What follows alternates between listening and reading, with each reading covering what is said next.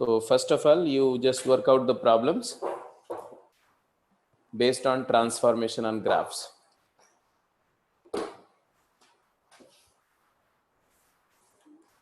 तो अभी आपके सामने एक प्रॉब्लम है जिसके दो पार्ट हैं, जरा इनका ग्राफ देखो. Find all possible solutions of the equation gint of mod x into mod y, gint of mod y equal to 4. अब देखो, अब इसमें because you are well aware about how to sketch the graph of some unknown function, और फिर आपको ये भी पता है कि किसी फंक्शन का ग्राफ के ऊपर अगर कुछ ट्रांसफॉर्मेशंस करते हैं तो कुछ स्पेसिफिक ट्रांसफॉर्मेशंस में ग्राफ कैसे ट्रांसफॉर्म होता है. तो आपको सारी बातों का इस्तेमाल करना है जो कुछ भी आप सीख चुके हैं. जैसे फर्स्ट क्वेश्चन का ए पार्ट में क्या क्या गिवन है. तो गिवन है एक इक्वेशन,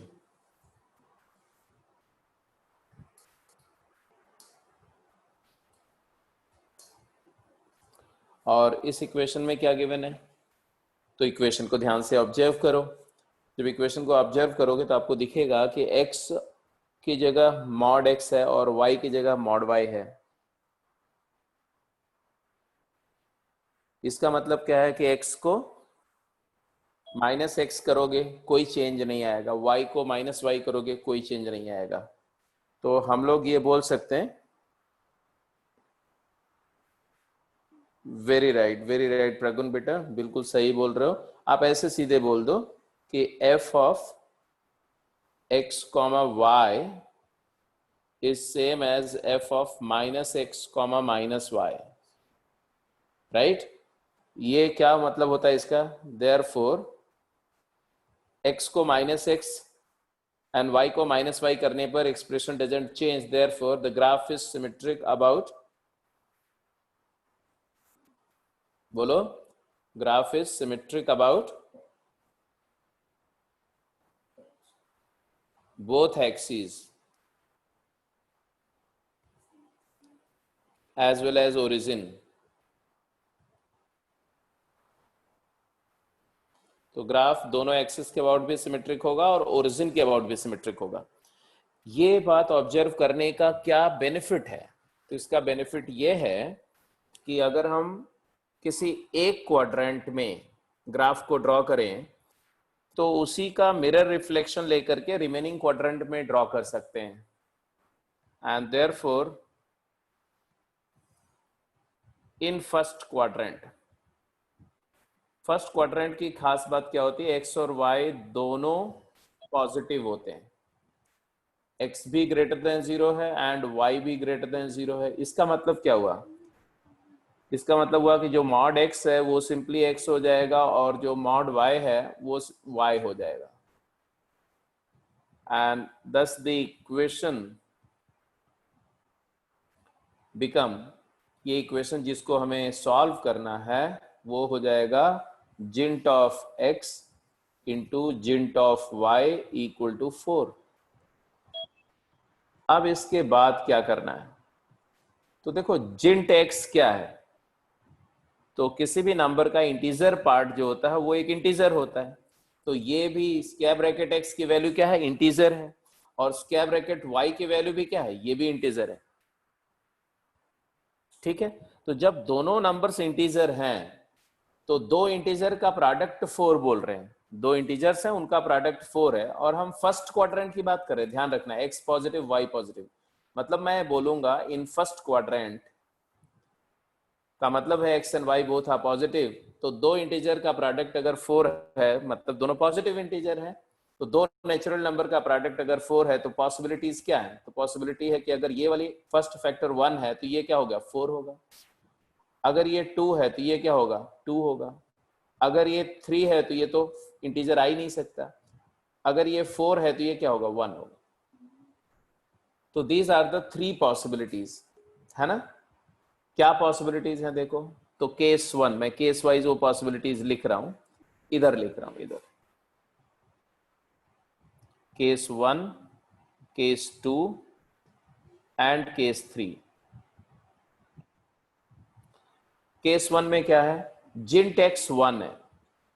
जिन टेक्स 1 का मतलब क्या होता है, x belongs to 1 to 2, 1 closed to 2 open, and y belongs to 4 to 5, 4 closed to 5 open। ये केस 1 में आया। केस 2 में क्या आएगा, जिंट x और जिंट y दोनों की वैल्यू 2 है। अगर जिंट x 2 है तो x बिलोंग्स टू 2 क्लोज्ड से 3 open, and y belongs to 2 closed to 3 open. और लास्ट केस में क्या आया, जिंट x की वैल्यू 4 है तो x की वैल्यू 4 से 5 होगी, 4 क्लोज से 5 ओपन। और y क्या होगा बेटा, तो y जिंट y 1 है तो y का इंटीजर पार्ट 1 है, तो y कौन सी नंबर होगी, कौन सी नंबर का इंटीजर पार्ट 1 होता है, 1 क्लोज से 2 ओपन। ये हमारे आउटकम्स है। अब इसमें हर एक आउटकम को समझो। अगर एक सेट A है, ध्यान से समझो, अगर एक सेट A है 1 क्लोज्ड टू 2 ओपन, सेट है ये, इंटरवल भी तो सेट ही होता है।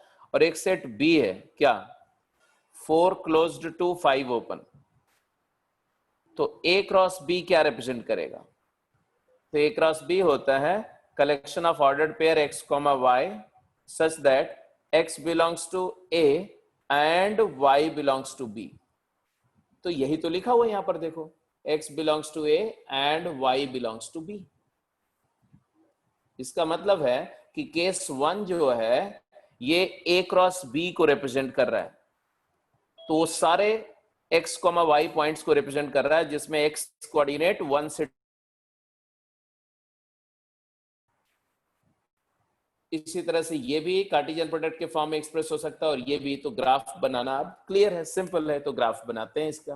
कैसे ग्राफ बनाएंगे, तो ये मैं हटा दे रहा हूं, देखो ये तो मैंने आपको समझाने के लिए ड्रॉ किया, ठीक है। तो अगर मुझे इसका ग्राफ बनाना है तो मैंने y एक्सिस कंसिडर किया, मान लो ये y एक्सिस है, और x एक्सिस भी कंसिडर करना पड़ेगा, तो y एक्सिस, x एक्सिस, और आपको एक प्रॉपर स्केल लेनी पड़ेगी क्योंकि स्ट्रिक्टली कोऑर्डिनेट्स को आपको दिखाना पड़ेगा। तो x कोऑर्डिनेट क्या है, 1 से x क्या क्या हो सकता है, इंटीजर वैल्यू देखो, तो x की वैल्यू 1 2 3 4 तक जाना पड़ेगा हमें, है ना। तो x जो है ये x एक्सिस है,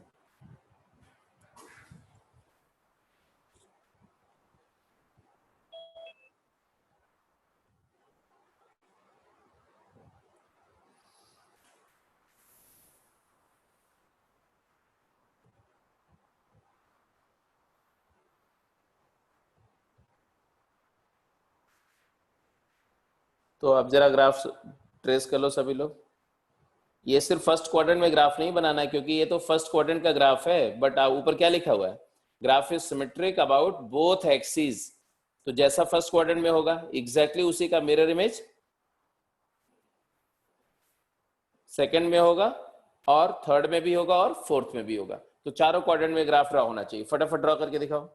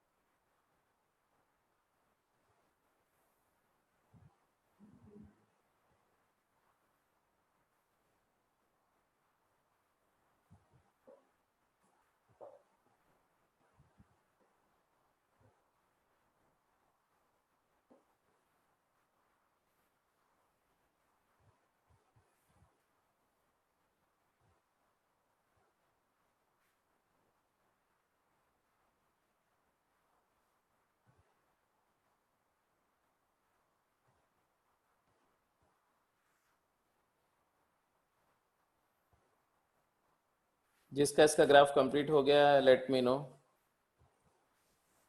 जिसको इसका समझ में आ गया और ग्राफ भी ड्रॉ कर दिया अपनी कॉपी में। तो ये मैं एक ग्रिड लाइंस ड्रॉ कर रहा हूँ, x equal to 1, x equal to 2, x equal to 3, x equal to 4।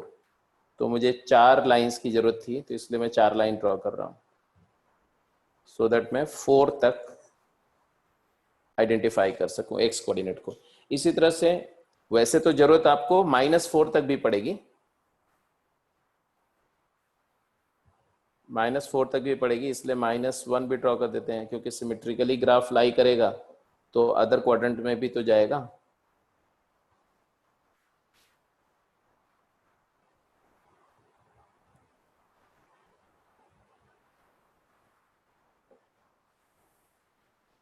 जिसका ए पार्ट हो गया, बी पार्ट करो। तो ये x जो है -4 से 4 लिया, और y कोऑर्डिनेट भी आप -4 से 4 चाहिए होगा ऐसे। ये y1 है, y -1, y -2,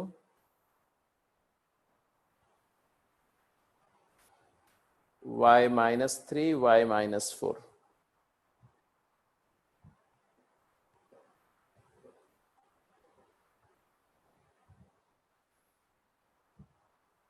अब ये जो स्क्वायर्स हैं, इन्हीं स्क्वायर्स को ही प्लॉट करना है। कौन कौन सा स्क्वायर शेड होगा ये आपको देखना है, क्योंकि मैंने इंटीजर कोऑर्डिनेट्स मार्क कर दिए ना लाइन के थ्रू। तो फर्स्ट क्वाड्रेंट में पहले प्लॉट कर दो, और फिर फर्स्ट क्वाड्रेंट के ही मिरर रिफ्लेक्शन से अपने आप चारों क्वाड्रेंट में ग्राफ प्लॉट हो जाएगा।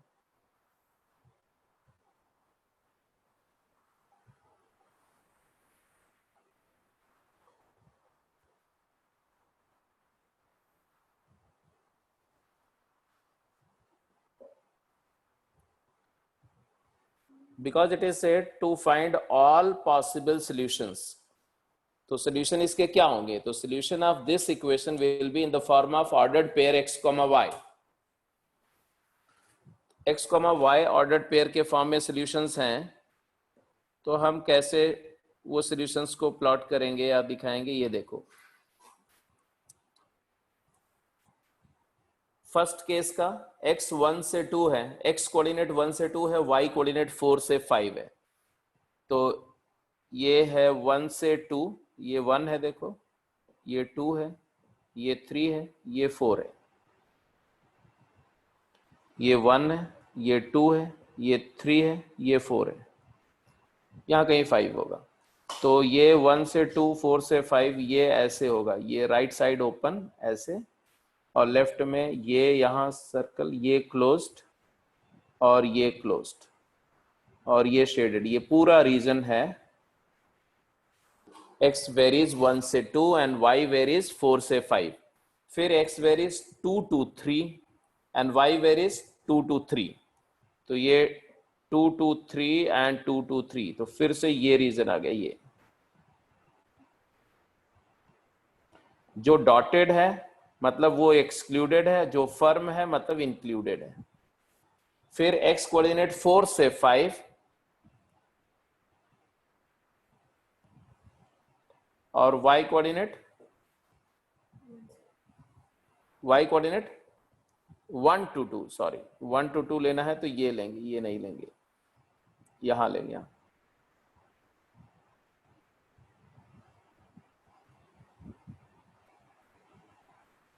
ये रीजन। तो ये 3 स्क्वायर्स आएंगे। अब इसके बाद में इसी का मिरर इमेज ले लेंगे। तो मिरर इमेज का मतलब क्या है? जस्ट y एक्सिस में रिफ्लेक्ट करो तो यहां पर एक आएगा ऐसे, इधर वाला फर्म होगा और लेफ्ट वाला ओपन होगा। फिर इसके बाद इसका मिरर इमेज यहां पर होगा ऐसे, और इसका मिरर इमेज यहां पर होगा ऐसे, ऐसा। फिर इसी ये दोनों जो 6 स्क्वायर रीजन ऊपर दिख रहे हैं, इसी को रिफ्लेक्ट कर देना डाउनवर्ड।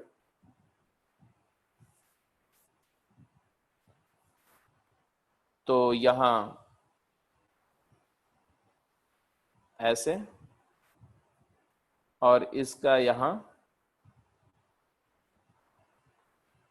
और इसका यहां,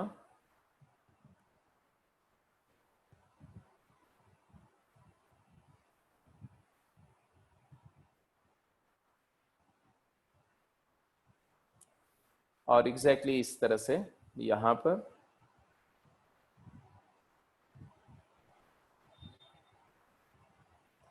और ये वाले का यहां पर।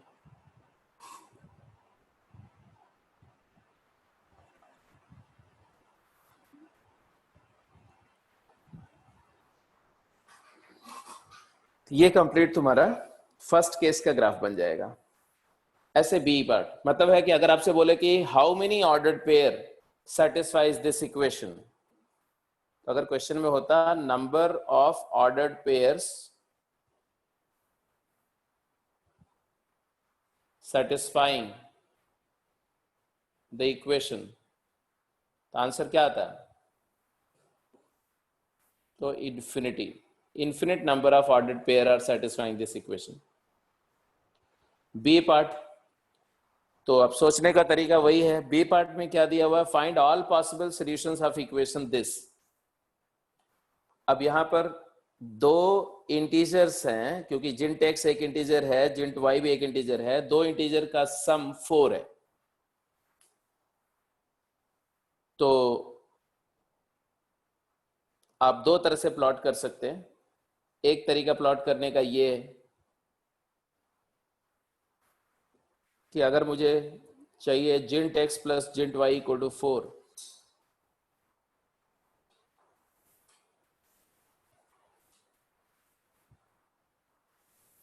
तो मैं बोलूंगा दो इंटीजर्स हैं, उनको ऐड करके 4 आ रहा है। तो पॉसिबिलिटी क्या है? अगर पहला इंटीजर 0 है तो ये 4 होगा। अगर ये इंक्रीज करते आते हैं, जिंट एक्स 1 है तो जिंट वाई 3 होगा, जिंट एक्स 2 है तो जिंट वाई 2 होगा, जिंट एक्स की वैल्यू 3 है तो ये 1 होगा, अगर ये 4 है तो ये 0 होगा, अगर ये 5 हो गया तो ये -1 होगा, अगर ये 6 हो गया तो -2 हो गया। ऐसे ही अगर ये -1 हो गया तो ये 5 हो जाएगा, अगर ये -2 है तो ये 6 हो जाएगा। तो this will continue till infinity. तो there are infinite many cases, और इन्फिनिट मेनी केसेस को अब प्लॉट करना है तो प्लॉट करने के लिए तरीका वही है। कुछ केसेस प्लॉट करोगे अपने आप समझ में आएगा कि ये x इक्वल टू 1 है, x इक्वल टू 2 है, बिल्कुल एक सीक्वेंस जैसा फॉर्म हो रहा है। एक की वैल्यू 1/1 इंक्रीज कर रही है तो दूसरा कोऑर्डिनेट 1/1 डिक्रीज कर रहा है। इसको प्लॉट करने के लिए आपको ज्यादा एफर्ट नहीं करना, कुछ एक केसेस प्लॉट करोगे फिर आपको अपने आप पैटर्न दिख जाएगा कि क्या मिलेगा ग्राफ।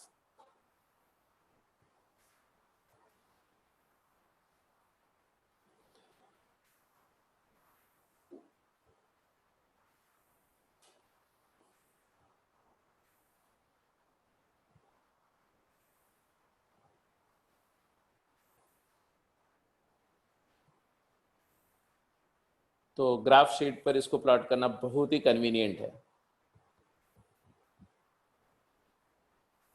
इसलिए मैं ग्राफ शीट बना रहा हूं एक तरह से। तो let's say this is y axis,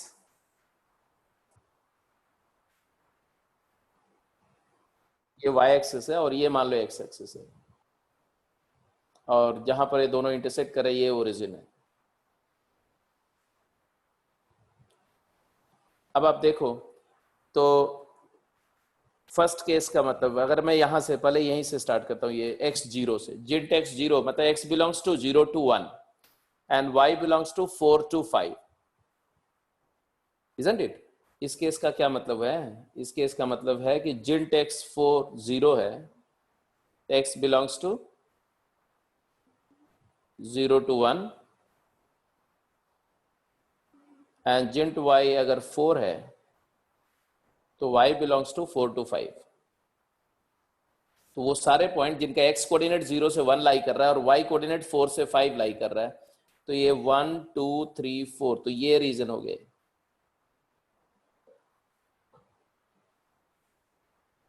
अब इस सारे रीजन में जो लोअर लेफ्ट वाला लाइन है ये इंक्लूडेड है, ये क्योंकि क्लोज्ड है, और राइट में ओपन है तो ऊपर डॉटेड है, ऐसा समझो आप। अब इसके बाद में x की वैल्यू 1 से 2 हो गई तो y 3 से 4 हो गया, मतलब ऐसे डाउन की तरफ ऐसे निकलते जाएंगे, ऐसे एक एक स्टेप डाउन आते जाएंगे, ऐसे फिर एक एक स्टेप डाउन आते जाएंगे, ऐसे ऐसे एक एक स्टेप डाउन आना है, तो ये एक स्टेप जैसा बन जाएगा ऐसे। तो this will continue till infinity, इधर नीचे माइनस इन्फिनिटी तक चला जाएगा और ऊपर प्लस इन्फिनिटी तक चला जाएगा। इधर भी ऐसे, तो ये है एंडलेसली माइनस इन्फिनिटी से इन्फिनिटी तक, इस तरह से आपको ग्राफ मिलेगा। दूसरा तरीका भी है इसको ड्रॉ करने का, देखो मैं केवल वे बता देता हूं, आप अपने आप सोच लेना। अगर मैं ये फंक्शन को ऐसे ट्रीट करूं कि हमारा एक फंक्शन एफ एक्स है, y को एफ एक्स, क्या y इज इक्वल टू जिंट एक्स प्लस 4, तो आप जिंट एक्स का ग्राफ ड्रॉ कर सकते हो, उसमें 4 यूनिट ऊपर शिफ्ट कर देना। अब इसके बाद क्या कर देना, जिंट y equal to f x, ये ट्रांसफॉर्मेशन लगा देना। तो जिंट एक्स का ग्राफ सबको आता है, उसको 4 यूनिट ऊपर शिफ्ट कर देंगे, बन जाएगा। फिर वो जो फंक्शन आया y equal to f x, ये एफ एक्स है, y equal to f x में जिंट y equal to f x कैसे ड्रॉ करते हैं, तो जितने इंटीजर y कोऑर्डिनेट होते हैं वहां से 1 यूनिट अपवर्ड कैंडल्स लगा देते हैं ना, तो बस बात हो गई खत्म। जैसे मान लो कि ये जिंट एक्स था, एक 0 से 1 में जिंट एक्स ऐसा था, इसको 4 यूनिट जब ऊपर ले गए तो ये चीज आ गया 4 से 0 के बजाय 4 हो गया। अब इसके बाद इसी के ऊपर से एक ऐसे वर्टिकल एक एक लाइन एक एक यूनिट का ऐसा शेड करना ना, ऐसे एक यूनिट लाइन, बस खत्म। तो ये वाला तुम्हारा जो है ना पहला वाला, ये बन जाएगा ये। इसी तरह से जिंट एक्स का जो दूसरा वाला है, यहां से यहां तक, तो उसको भी 4 यूनिट ऊपर करेंगे और जिंट y equal to f x वाला ट्रांसफॉर्मेशन करेंगे, तो सारे केसेस ऐसे ड्रॉ कर सकते हैं।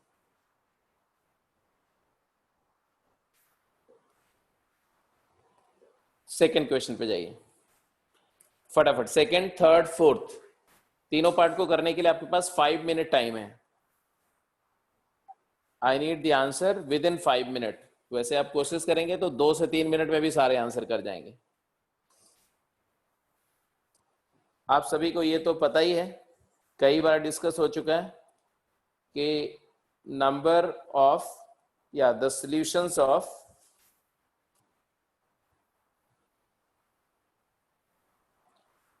Equation fx equal to gx are, कोई भी equation fx equal to gx के सॉल्यूशंस क्या होते हैं, they are the x coordinate of the points, अरे अब तो फिल इन द ब्लैंक कर दो, of the point, chat box में लिखो फिल इन द ब्लैंक करके, क्या लिखूं यहां पर, x coordinate of the point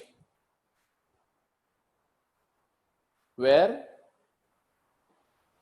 the graph, yes intersection नहीं लिखना चाहिए बेटा, graph of y equal to fx left hand side function and y equal to gx right hand side function meet. Intersection एक स्पेसिफिक वर्ड है और meet करने में 3 तरह की सिचुएशन होती ना। इंटरसेक्शन का मतलब क्या होता है कि एक कर्व वैसा है और एक कर्व वैसा है, दोनों कट कर रहे हैं, और जहां पर कट कर रहे हैं वो पॉइंट कॉमन है और उनका स्लोप डिफरेंट है, इसका स्लोप अलग है और दूसरे वाले कर्व का स्लोप अलग है। और मीट करने का में एक केस ये भी आ जाएगा कि इंटरसेक्शन के अलावा जो टच करने वाला केस होता है वो भी हमारा कंसीडर हो जाएगा।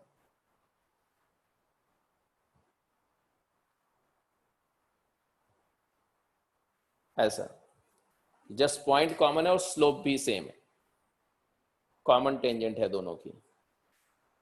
तो ये वाला केस भी हमारा कंसिडर करना है, तो दोनों पॉसिबिलिटीज हो सकती हैं। एनीवे ठीक है, तो जैसे सेकेंड क्वेश्चन तो हो ही गया होगा सबका। LHS फंक्शन क्या है? लॉगरिथमिक फंक्शन है, इसका ग्राफ सभी को पता है। ये y एक्सिस ड्रॉ किया मैंने, x एक्सिस ड्रॉ किया। क्वेश्चन नंबर 5 की बात कर रहे हैं हम लोग, question number 2 sorry. log x base a lies 0 to 1, fractional base का लॉग है, तो आपको पता ही है डिक्रीजिंग फंक्शन होता है और इसका ग्राफ ऐसा होता है, ऐसा ऐसा। ये कौन सा पॉइंट है? 1,0।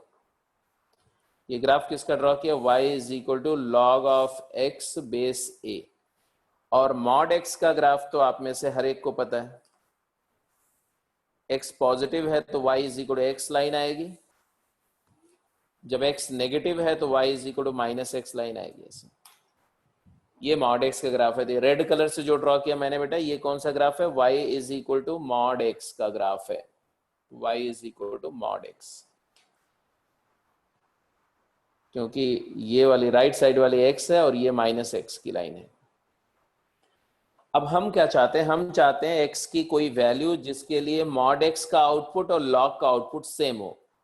तो ऑब्वियसली अगर x एक ही x की वैल्यू दे करके दोनों का y सेम आना चाहिए, मतलब पॉइंट ऑफ इंटरसेक्शन की बात कर रहे हैं, तो ये पॉइंट, बिकॉज ये दोनों ग्राफ एक जगह कट करते थे, हमें चाहिए था नंबर ऑफ रियल सॉल्यूशंस, तो आएगा only one real solution, only one real root. मान लो ये रूट अल्फा है, x की वैल्यू अल्फा है, तो log अल्फा बेस है एंड मॉड अल्फा इक्वल है, तो अल्फा रूट है, और ये अल्फा कहाँ लाई कर रहा है? x coordinate of this point lies between 0 to 1, alpha belonging to 0 to 1, तो 0 से 1 के बीच में एक रूट होगा, ये हमें पता चल रहा है। तो हमें पता चल रहा है कि एक सोल्यूशन होगा, और हम ये भी बता सकते हैं कि वो सोल्यूशन 0 से 1 में लाई करेगा। ऐसे थर्ड क्वेश्चन करो फटाफट। थर्ड किसका? इसका हो गया थर्ड क्वेश्चन। जिसका हो चुका है just let me no.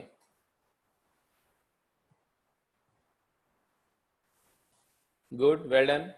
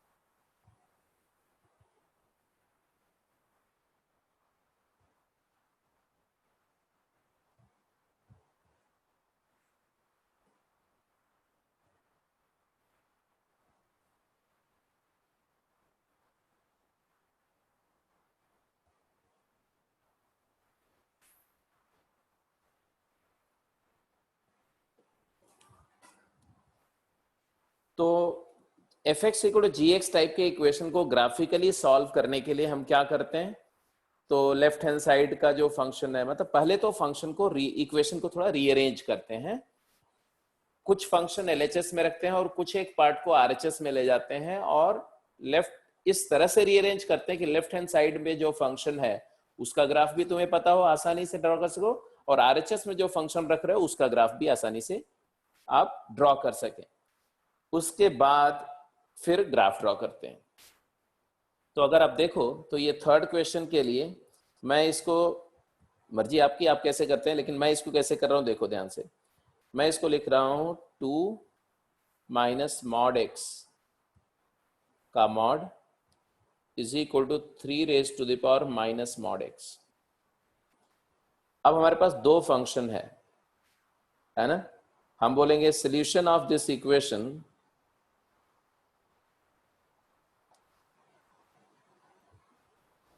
Are point of intersection of a function y is equal to 3 to the power minus mod x and y is equal to 2 minus mod x का whole mod. ये दो जो curve हैं इनका point of intersection चाहिए। अब ये दोनों कर्व ड्रॉ करना आपको आता है। दोनों f mod x वाली टेक्निक से ड्रॉ किया जा सकते हैं। मतलब पहले fx ड्रॉ करो फिर f mod x बनाओ। तो ये जो फंक्शन है ये फंक्शन जो है वो f mod x मान लो, और मतलब इसको, और ये जो फंक्शन है इसको हम g mod x बना दें। तो fx और gx पहले ड्रॉ करते हैं। fx क्या है? 3 की पावर माइनस एक्स। 3 की पावर माइनस एक्स मतलब 1/3 की पावर x। 3 की पावर माइनस एक्स का मतलब होता है 1/3 बेस की पावर x। एक्सपोनेंशियल फंक्शन है, फ्रैक्शन बेस है, x बढ़ाने पर ये वैल्यू कम होती जाएगी। तो इसका ग्राफ आपको पता ही है, 0 पर वैल्यू 1 होगी और x की वैल्यू जैसे जैसे आप रिड्यूस करेंगे इसकी वैल्यू ऐसे रिड्यूस होती जाएगी। x की वैल्यू इंक्रीज करेंगे, y की वैल्यू कम होती जाएगी ऐसे। ये ग्राफ जो है किसका है?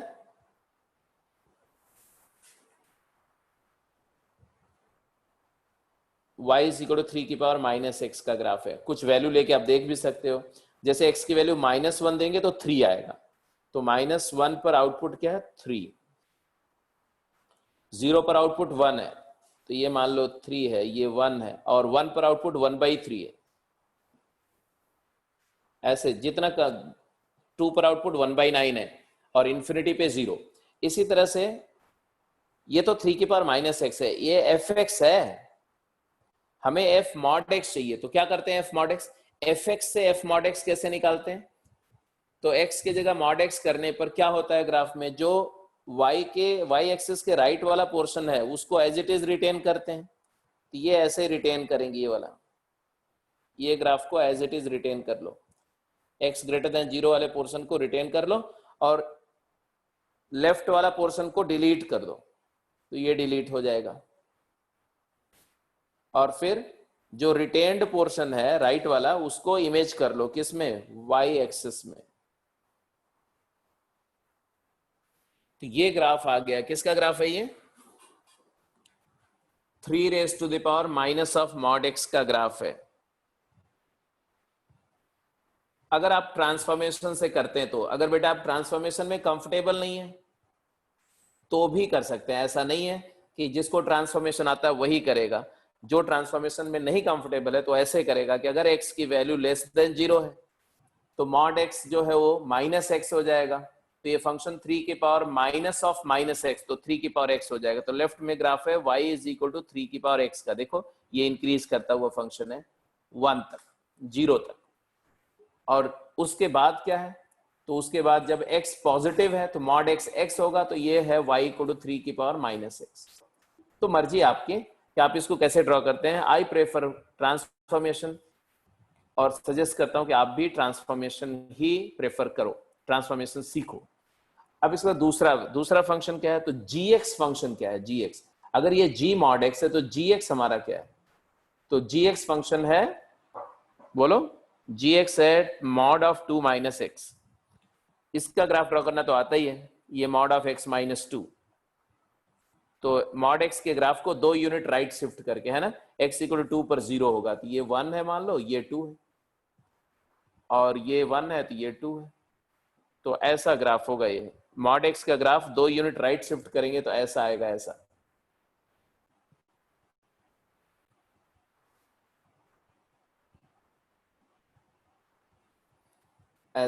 और इधर में ऐसा ग्राफ आएगा, ऐसा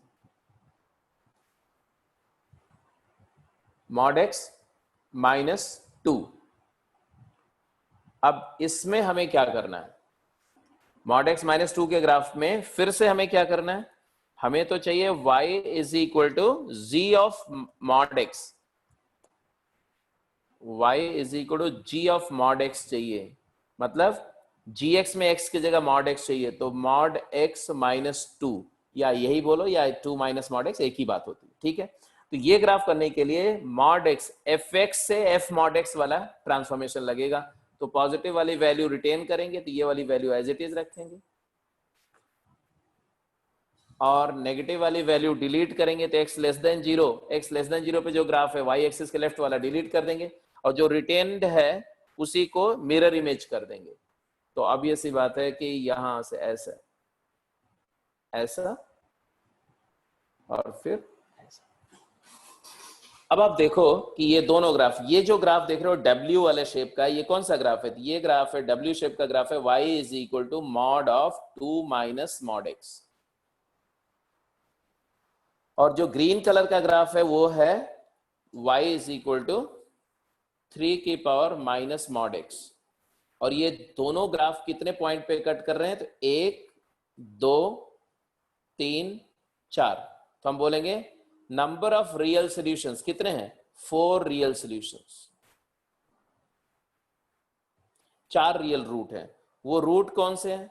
तो मान लो मैं नेम करूं, ये अल्फा है, ये बीटा है, और ये रूट गामा है, और ये रूट डेल्टा है। तो बिकॉज ये 2 था, ये वाली नंबर 2 थी ये, और ये है -2, तो एक रूट जो है -2 से लेफ्ट में है, तो अल्फा बिलोंगिंग टू -∞ टू -2। वैसे चेक करके ये भी बता सकते हो सकता है -3 से -2 में है। बीटा बिलोंग्स टू 2 टू -2 से -1 या -2 से 0। Gamma belongs to 0 to 2 and delta belongs to 2 to infinity। तो आप अप्रॉक्सिमेटली ऐसे रूट का लोकेशन बता सकते हैं, बट एग्जैक्ट वैल्यू नहीं बता सकते। ये सेकंड क्वेश्चन हो गया। ऐसे ही सॉरी सेकंड हो गया, थर्ड भी हो गया। ये तो थर्ड था ना, दिस वाज क्वेश्चन नंबर 3। ये पूरा डिस्कशन जो है वो क्वेश्चन नंबर 3 का था।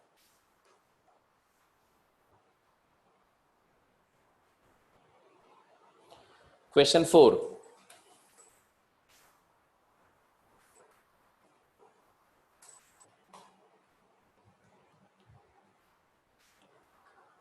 फोर्थ क्वेश्चन क्या बोला गया? Find the number of real solution of, ये तो फिर से बहुत ही कॉमन सा केस है ना। इस इक्वेशन को अगर आप रीराइट करना चाहोगे कि ऐसे ही करोगे? हालांकि ऐसे भी ड्रॉ हो जाएगा। रीराइट करना चाहोगे तो इसको ऐसे लिख दोगे, mod of x minus 5 is equal to 1 minus x square. तो left hand side function known है और राइट हैंड साइड फंक्शन ये भी नोन है, तो इसका ग्राफ बना दो। मॉड x माइनस 5 का ग्राफ कैसा होता है, और मॉड 1 और 1 माइनस एक्स स्क्वायर का ग्राफ कैसा होता है? तो RHS वाला फंक्शन बेटा तो क्वाड्रेटिक है, तो 1 minus x into 1 plus x. इसका एक रूट 1 है, एक रूट -1 है, इन्वर्टेड पैराबोला है। तो लो मैं ग्राफ बना रहा हूं इसका भी। ये y एक्सेस है, ये x एक्सेस है, और हमारे पास में दो फंक्शंस थे। एक था 1 माइनस एक्स स्क्वायर, तो इसका एक रूट है 1 और एक रूट है -1। तो 1 माइनस एक्स स्क्वायर का ग्राफ 0 पर वैल्यू 1 है, ये इन्वर्टेड पैराबोला है, ऐसा इन्वर्टेड पैराबोला।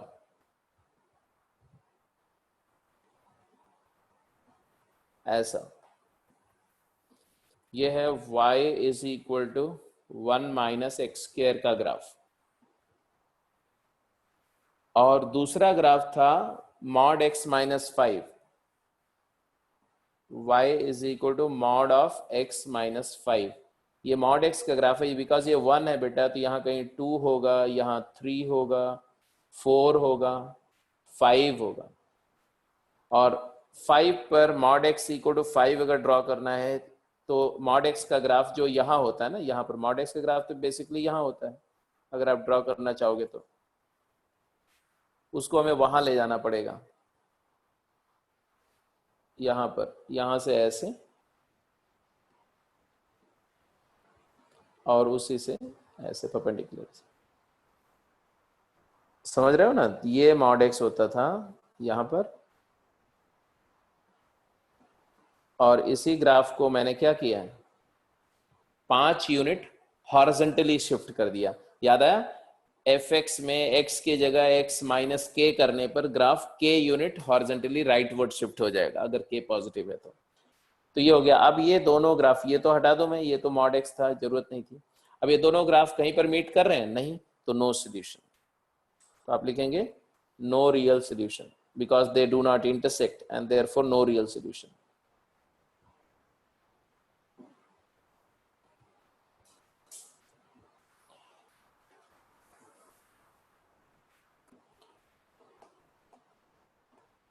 ये तीनों क्वेश्चन फटाफट देख लो। मतलब आपको ग्राफ पर अगर कमांड करना है तो आपको वर्क करना पड़ेगा बेटा, क्वेश्चंस काफी करने पड़ेंगे, और जितने क्वेश्चन करोगे ना उतने ग्राफ बनाओगे, जितने ग्राफ बनाओगे उतने कंफर्टेबल होते जाओगे। जैसे आपका जो गेम 14 है उसमें क्वेश्चन नंबर 16 ऑनवर्ड जितने भी ग्राफ के क्वेश्चन है 36 तक सारे कर जाओ, ये मिनिमम है, ये तो बहुत कम है। इसके अलावा भी बुकलेट में जो सम्स हैं वो करो, अगर बुकलेट वाले एक्सरसाइज के सम्स कर जाते हो तो परफेक्शन आ जाएगा।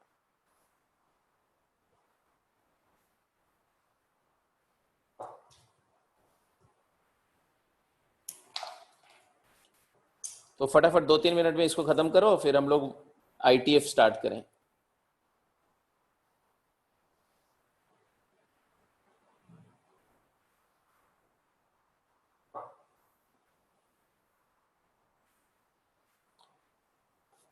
Fifth question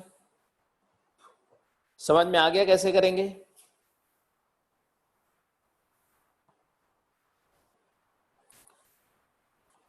left hand side में एक्सपोनेंशियल फंक्शन है, राइट साइड भी एक्सपोनेंशियल फंक्शन है, तो सबसे पहले तो दोनों का बेस सेम कर दो। तो ये 4 जो है इसको लिख दो 2 रेज टू द पावर 2। तो LHS जो है तुम्हारा वो हो जाएगा 2 raise to the power sine of mod x, और RHS जो है ये हो जाएगा 2 के power 2 times mod cos x. I hope you understand.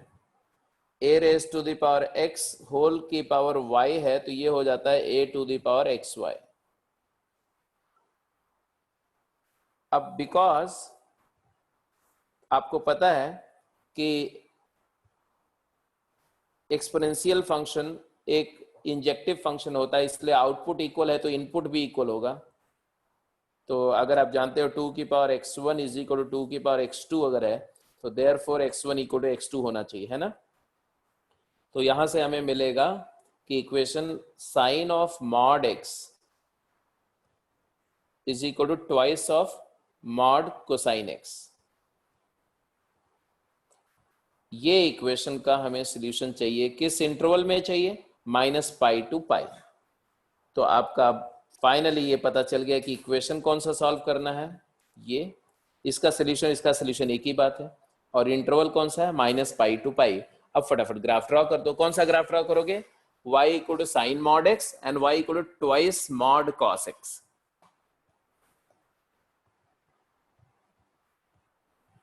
तो -π से π इंटरवल में ही हमें चाहिए। चलो मैं -2π से 2π में ड्रॉ कर लेता हूं, है ना।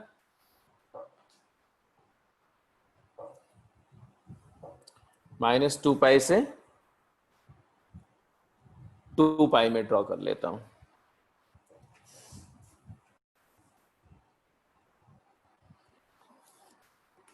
cos x का ग्राफ आप में से हर एक को पता है।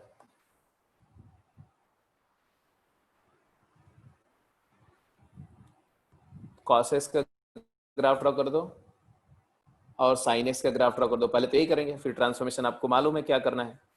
फटाफट करो, आंसर बताओ।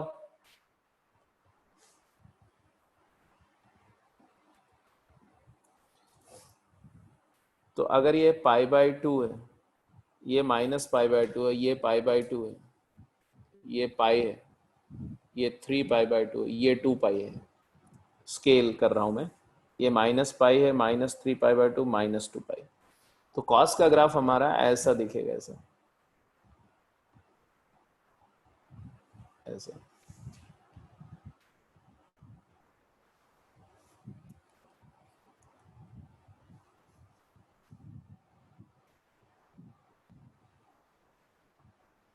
ऐसा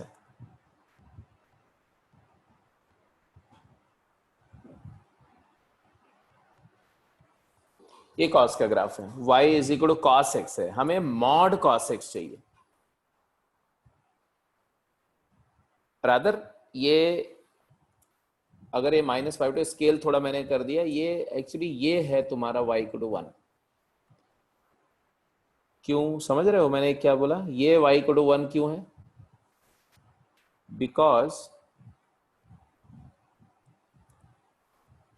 मैंने जिस स्केल को π/2 बोला यहाँ पर, ये π/2 का मतलब क्या था? π/2 होता है 1.5, मतलब ये 1.5 है ये, तो ये 1 है, इसको मैं 1 ले रहा हूँ, इसको 2 ले रहा हूँ।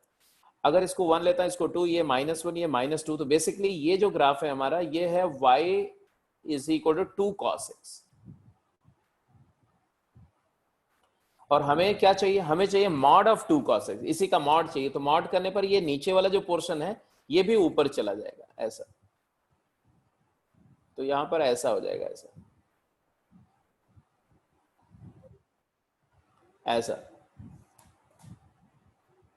और ये भी ऐसा हो जाएगा, ऐसा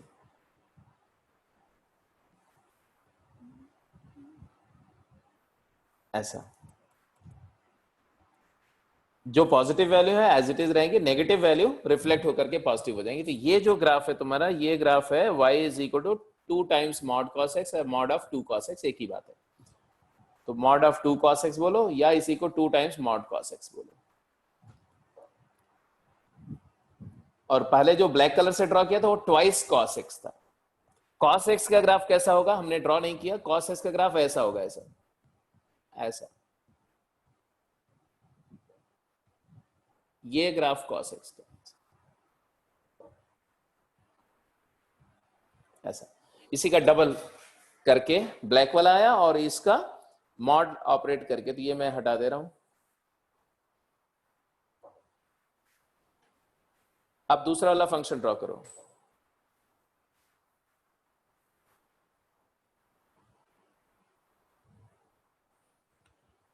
दूसरा फंक्शन है sine of mod x. Sine x का ग्राफ कैसा होता है?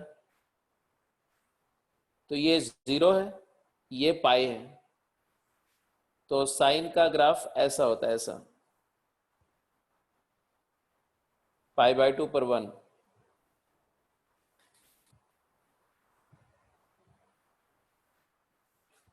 और 3π/2 पर -1, फिर 2π पर 0। ये साइन एक्स का ग्राफ है। और साइन मॉड एक्स करने पर ये राइट वाला पॉजिटिव वाला रख लेते हैं, नेगेटिव वाला डिलीट करके, और यही रिफ्लेक्ट हो जाता है वहां पर। तो ये वो भी ऐसे ही आएगा, ऐसे।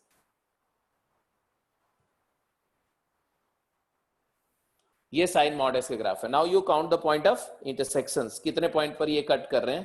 तो देखो एक पॉइंट यहां है, एक पॉइंट यहां है, एक पॉइंट यहां है, एक पॉइंट यहां है। अब यहां आंसर हमें देना है किस इंटरवल में बोला गया था, -π to π। तो ये देखो, ये -π था, ये -π/2 था, ये 0 था, ये π/2 था, और ये पाई था। तो इस इंटरवल में, किस इंटरवल की बात कर रहे हैं हम लोग? हम लोग बात कर रहे हैं इस इंटरवल की, ये सिर्फ इसी इंटरवल में, इतने। इस इंटरवल में कितने सॉल्यूशंस हैं आप काउंट करके देख लो, कितनी बार दोनों ग्राफ कट कर रहे हैं, काउंट कर लो, यू गेट द आंसर। तो 4 बार कट कर रहे हैं, तो देयर आर 4 सॉल्यूशंस।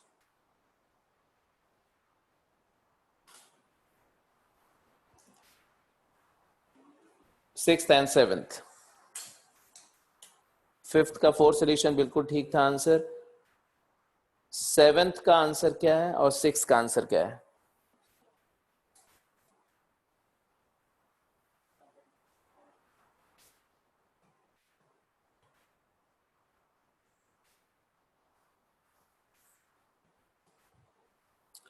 अब देखो, जो सिक्स्थ क्वेश्चन है ये तो वर्बल है, इसमें तो ग्राफ से जाने का ही जरूरत नहीं।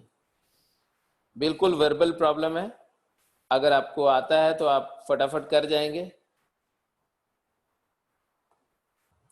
ये फंक्शन क्या है, ये 3 raised to the power x, 3 raised power anything is increasing function, 5 to the power anything increasing function। तो अगर मैं बोलूं कि fx is equal to 3 raised to the power x minus 1 plus 5 की power x minus 1 is an increasing function, x की value बढ़ाएंगे तो इसकी वैल्यू बढ़ती जाएगी, और इंक्रीजिंग फंक्शन कोई भी वैल्यू सिर्फ एक बार टेकअप करता है, and thus it is injective function. Continuous भी है ना, क्योंकि एक्सपोनेंशियल फंक्शन है, injective function. So takes up each real value, takes up intermediate value theorem, all possible outputs, जो भी आउटपुट ये ले सकता है, exactly once।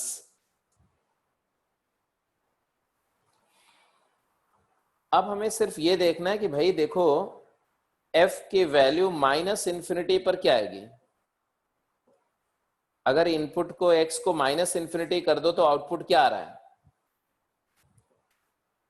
तो आप देख रहे हो 0 आ रहा है ना। अरे 3 की पावर माइनस इंफिनिटी प्लस 5 की power minus infinity, that is 1/3 की पावर इंफिनिटी प्लस 1/5 की पावर इंफिनिटी। ये 3 की पावर इंफिनिटी इंफिनिटी हो जाएगा, 1/इंफिनिटी 0, तो ये दोनों 0 हो जाएंगे। इसी तरह से अगर मैं बोलो f इंफिनिटी क्या होगा बेटा, अगर इनपुट बहुत बड़ा कर दो तो क्या आएगा, तो ये भी इंफिनिटी हो जाएगा, ये भी इंफिनिटी हो जाएगा, तो इंफिनिटी हो जाएगा। इसका मतलब है कि इसकी रेंज क्या है, तो रेंज फंक्शन की क्या है, रेंज है 0 से इंफिनिटी, और फंक्शन क्या है, इंजेक्टिव है, तो 0 से इंफिनिटी में हर वैल्यू सिर्फ एक बार टेकअप करेगा, तो 34 वैल्यू भी सिर्फ एक बार टेकअप करेगा, तो only one real solution, only one real solution. अब इस बात को थोड़ा सा ग्राफिकली अगर शो करना चाहोगे तो ऐसे करोगे कि भाई ये लेफ्ट हैंड साइड फंक्शन कैसा होगा, तो ये दो इंक्रीजिंग एक्सपोनेंशियल फंक्शन का सम है, x equal to 0, x equal to 1 पर इसकी वैल्यू 2 हो जाएगी। देखो x इक्वल टू 1 पर 2 है, और 0 पर वैल्यू क्या होगी, 0 पर, तो 0 पर वैल्यू 1/3 प्लस 1/5, तो ऐसे ऐसे ऐसे बढ़ता हो जाएगा फंक्शन। ये फंक्शन ऐसा ऐसा इंक्रीज करेगा, और इधर में ये ऐसे डिक्रीज करेगा, और इन्फिनिटी पे जाकर के ये क्या होगा, 0 होगा। अब y equal to 34, y equal to 34 एक लाइन है ये, और ये इसको सिर्फ एक ही बार कट करेगी यहाँ पर कहीं। इनफैक्ट वो बता भी सकते हो कौन से पॉइंट पर होगा, तो f2, f ऑफ 2 कैलकुलेट करो, f ऑफ 3 कैलकुलेट करो, f of 3 is equal to 3 square plus 5 square, that is 34। तो 3 पर इसकी वैल्यू 34 आएगी, और इसके बाद ये वैल्यू बड़ी हो जाएगी 34 से, और इसके पहले छोटी होगी, जिसका मतलब है कि सिर्फ एक ही रूट है, that is x equal to 3 is the only solution. छठा भी हो गया। सेवेंथ क्वेश्चन किसका इसका हो गया, सेवेंथ,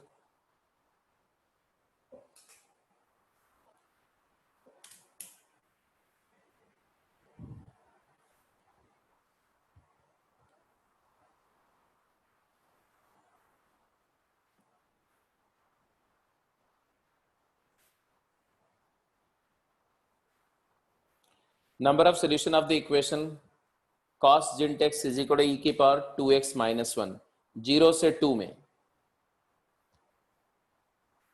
0 से 2 में cos ऑफ जिंट x का ग्राफ कैसा होता है,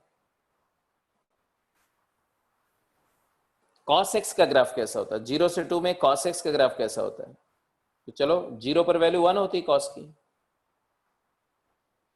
और π/2 पर 0 होती है, और पाई पर -1 होती है, तो cos x का ग्राफ ऐसा है रफली।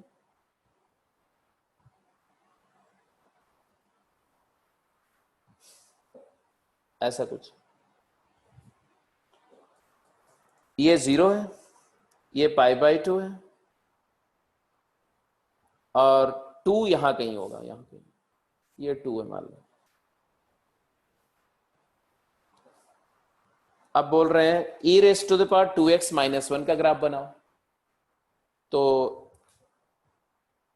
x = ½ पर ये 1 होगा, x = 0 पर क्या होगा, 1/e होगा। तो ये 1/e मतलब हाफ से भी छोटा, यहां कहीं, और हाफ पर ये 1 होगा, ये 1 है ये, तो यहां कहीं ये 1 होगा,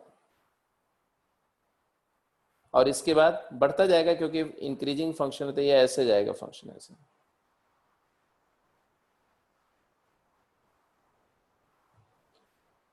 इधर कम होता जाएगा, -∞ पे 0 हो जाएगा, और ये इधर इंक्रीज कर कैसे जाएगा।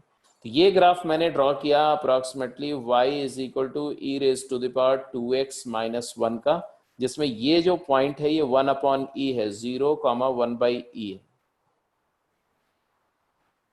अब आते हैं, ये जो फंक्शन हमारा ब्लू वाला, ये क्या है, y = cos x था। ये हमें cos x थोड़ी ड्रॉ करना है, हमें क्या ड्रॉ करना है, हमें ड्रॉ करना cos of gint x। cos of gint x कैसे ड्रॉ करते थे भाई, तो f of gint x draw करने के लिए fx के ग्राफ पर इंटीजर पॉइंट मार्क करते थे। इंटीजर पॉइंट मतलब ये 0 है, यहां कहीं 1 होगा, यहां 2 है, ये 2 इंटीजर पॉइंट है, ये है जिसका x कोऑर्डिनेट इंटीजर है 1 है, और ये 0 है। तो ये इंटीजर पॉइंट मैंने मार्क कर दिए, x कोऑर्डिनेट इंटीजर जो है वो मार्क कर दिए मैंने। अगला स्टेप क्या था कि ऐसे हर एक पॉइंट से एक हॉरिजॉन्टल लाइन 1 यूनिट लेंथ की ड्रॉ करेंगे। तो यहां से एक लाइन ड्रॉ करेंगे 1 यूनिट लेंथ की अगले पॉइंट तक, फिर यहां से एक लाइन 1 यूनिट लेंथ की ड्रॉ करेंगे इधर, और यहां से भी लाइन अगले पॉइंट तक, ऐसे ऐसा। ये जो मैं रेड कलर से हॉरिजॉन्टल लाइन सेगमेंट ड्रॉ कर रहा हूं, ये ग्राफ जो है तुम्हारा, ये है y = कोसाइन ऑफ जिंट x का ग्राफ है। और मतलब मैं इसको ग्रीन कलर से ड्रॉ कर देता हूं सो दैट डिफरेंशिएट हो सके। और ये रेड वाला ग्राफ क्या है, ये फंक्शन का ग्राफ है। दोनों ग्राफ कहां पर कट करते हैं, तो सिर्फ एक पॉइंट पर कट करते हैं। कौन सा पॉइंट पर, ये वहां पर। तो ओनली वन रियल सोल्यूशन।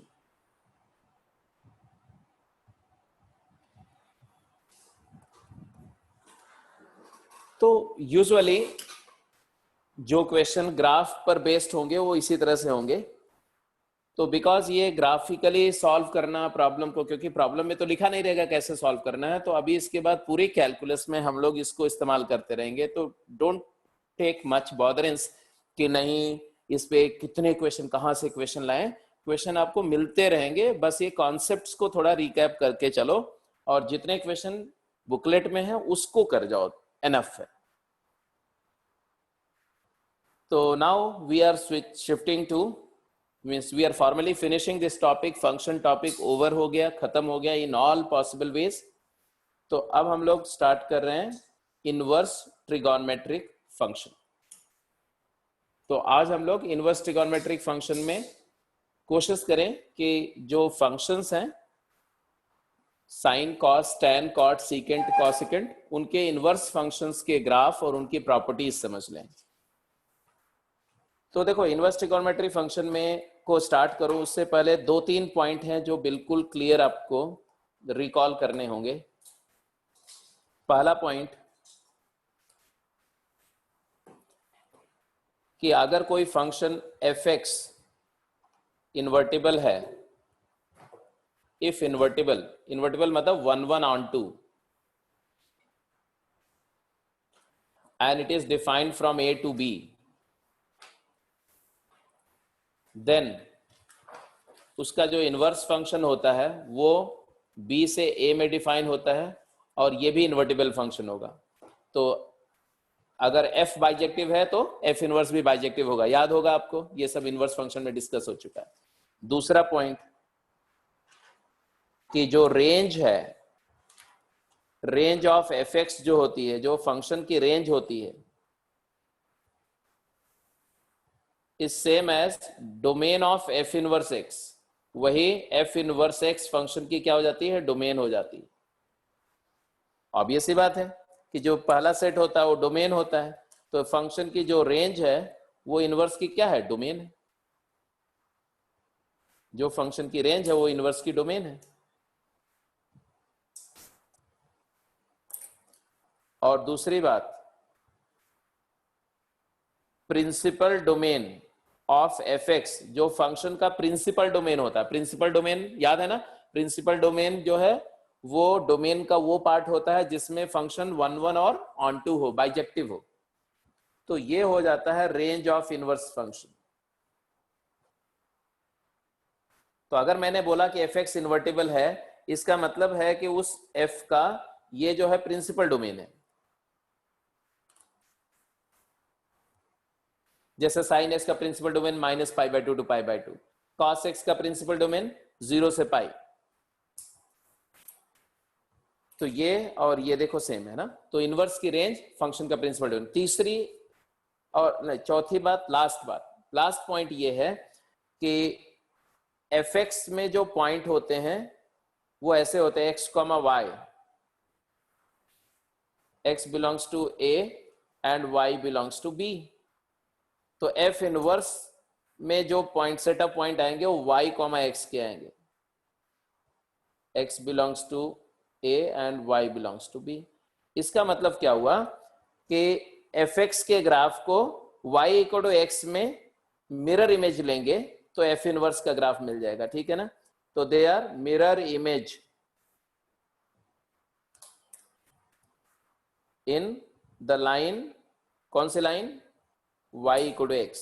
तो एफ एक्स और f inverse y equal to x line में मिरर रिफ्लेक्शंस होते हैं। इसलिए जब जब मुझे एफ एक्स का ग्राफ ड्रॉ करना होगा, एफ इनवर्स ड्रॉ करना होगा, तो पहले मैं एफ एक्स ड्रॉ करूंगा प्रिंसिपल डोमेन में, एफ एक्स ड्रॉ करूंगा प्रिंसिपल डोमेन में, और फिर y equal to x line draw करूंगा और उसी में रिफ्लेक्ट कर दूंगा, तो इनवर्स का ग्राफ ड्रॉ हो जाएगा। तो ये चार बातें जो इनवर्स फंक्शन इन्वर्टिबिलिटी में आपने सीखी थी, उसको मैंने रिकॉल किया कि इसको हम बहुत रिगरस यूज करने जा रहे हैं। अब आप पहली हेडिंग देंगे sine inverse x, y equal to sine inverse x function. y equal to sine inverse x draw करने के लिए, अब sine inverse x 1 by sine x नहीं है, 1 बाई साइन एक्स तो कॉसिकेंट एक्स होता है, sine inverse x inverse function of sine x है। तो साइन एक्स का ग्राफ पहले ड्रॉ करेंगे साइन इनवर्स एक्स ड्रॉ करने के लिए, ठीक है। तो साइन इनवर्स एक्स ड्रॉ करने के लिए पहले बोला साइन एक्स के ग्राफ को जरा रिकॉल करो, साइन एक्स ट्रिग्नोमेट्री में आपने पढ़ा था, तो एक बार रिवाइज हो जाएगा, है ना। क्या क्या बातें आप साइन एक्स के बारे में जानते थे, तो एक तो जानते थे कि साइन एक्स का डोमेन ऑल रियल होता है और रेंज -1 से 1 होती है, पीरियड इसका 2 पाई होता है, 2 पाई पीरियड से रिपीट करता है, और ये ऑड फंक्शन होता है। इसका प्रिंसिपल डोमेन मतलब वैसे तो पूरी नंबर लाइन पर डिफाइंड है, लेकिन उसमें -π/2 से π/2 क्लोज इंटरवल में इसकी वैल्यू इंक्रीजिंग है तो 1 1 है, और -1 से 1 सारी वैल्यू ले लेता है, इसलिए ऑन टू है, और ये इसका ग्राफ है। इतनी बातें आप साइन एक्स के बारे में जानते हैं।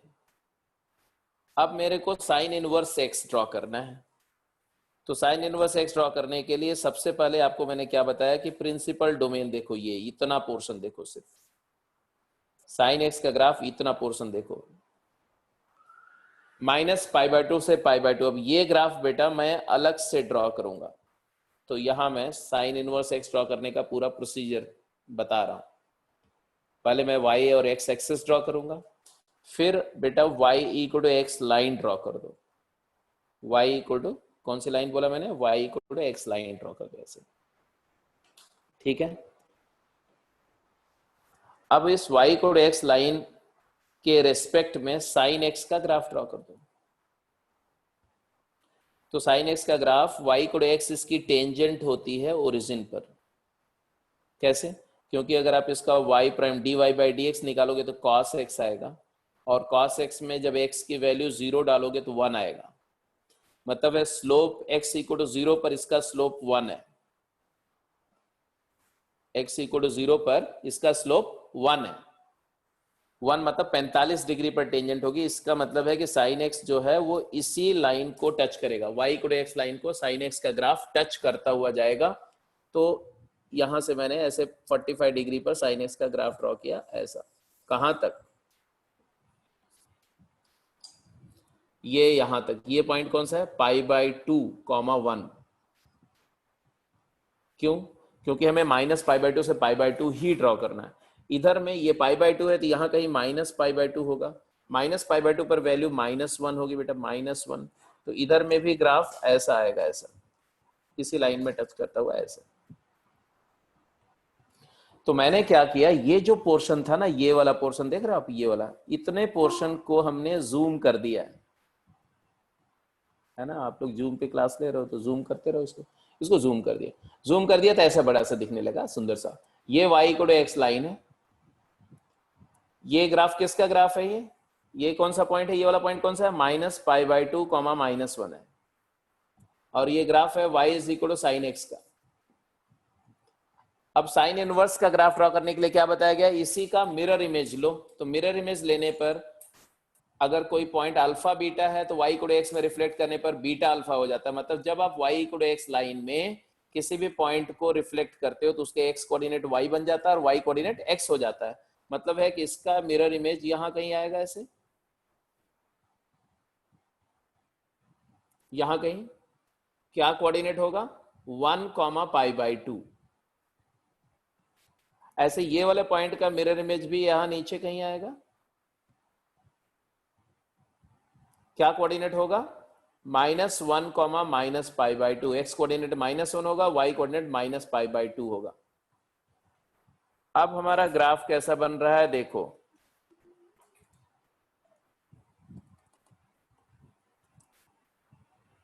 मिरर, जस्ट मिरर इमेज, ऐसे देखो, ऐसे आपको दिखना चाहिए कि साइन एक्स को इस ग्रीन वाली लाइन में रिफ्लेक्ट करोगे तो ये ग्राफ बनेगा। रिफ्लेक्शन के बाद ये ऐसा दिखेगा।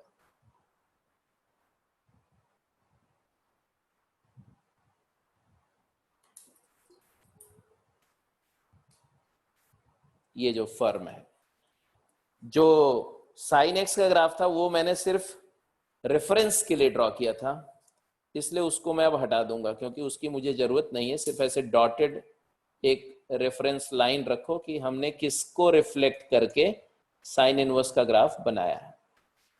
बाकी सब हटा देंगे उसको।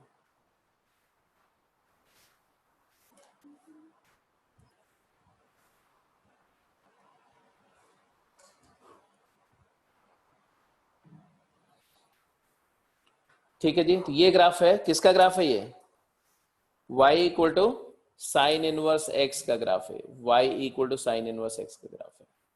अब इसको y equal to sine inverse x बोलो बेटा, या इसी को बोलो x equal to sine y।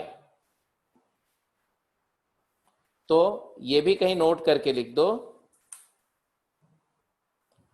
y equal to f x, y equal to f inverse x is same as x equal to f of y in principal domain। तो y axis जो है ना, इसको इनपुट एक्सिस मान लो और x axis को output axis मान लो। इसको आउटपुट वाला एक्सिस मान लो और इधर इनपुट एक्सिस मान लो और साइन का ग्राफ ड्रा कर दो। ये साइन का ही ग्राफ है। ऐसे आगे ले जाएंगे ना तो ये साइन का ग्राफ बनेगा, इधर ऐसे करके ऐसे। तो साइन y का ग्राफ बना दो, मतलब y एक्सिस पे साइन का ग्राफ बना दो, लेकिन उस पूरे ग्राफ को नहीं कंसीडर करो, सिर्फ प्रिंसिपल डोमेन में उस ग्राफ को कंसीडर करना है। π/2 से -π/2 के बीच में ही कंसीडर करना है। अब साइन इनवर्स का ग्राफ समझ में आ गया। तो यहीं से आपको देखो दिख रहा है। अगर मैं बोलूं कि इसका डोमेन क्या होगा, ये ग्राफ किसका है, तो y is equal to sine inverse x का ग्राफ है। इसका डोमेन क्या होगा, तो डोमेन x कहां से कहां वेरी कर रहा है, -1 से 1। और रेंज क्या है इसकी, रेंज क्या है, तो रेंज y कहां से कहां वेरी कर रहा है, -π/2 से π/2। तो ये डोमेन है और ये रेंज है साइन इनवर्स की। कैसा फंक्शन है? इंक्रीजिंग फंक्शन है। देखो ये फंक्शन क्या है? इंक्रीजिंग है। और एक बात ऑब्जर्व हो रही है, y इक्वल एक्स ऑड था, साइन भी ऑड था, ऑड को ऑड में रिफ्लेक्ट किया, ऑड फंक्शन है। ये भी दिख रहा है कि ऑड फंक्शन है।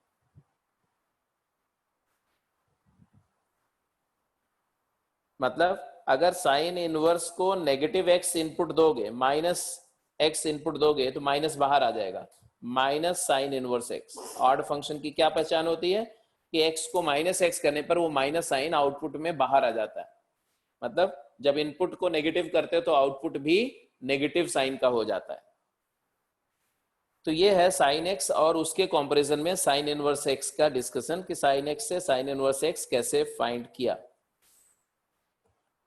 तो ये है तुम्हारा ग्राफ और ये पॉइंट्स जो मैंने बताया, domain -1 to 1, range -π/2 π/2, odd function है, इंक्रीजिंग फंक्शन है। इंक्रीजिंग ये इसलिए है क्योंकि हमारा जो फंक्शन से हमने इसको बनाया वो भी तो प्रिंसिपल डोमेन में इंक्रीजिंग था। तो आपको याद है कि फंक्शन और इनवर्स फंक्शन का मोनोटोनिक नेचर सेम होता है। जब फंक्शन इंक्रीज करता है प्रिंसिपल डोमेन में तो इनवर्स भी इंक्रीज करेगा, फंक्शन डिक्रीजिंग होगा तो इनवर्स भी डिक्रीजिंग होगा। और एक बात और आपने पढ़ी थी कि फंक्शन और उसके इनवर्स फंक्शन का कर्वेचर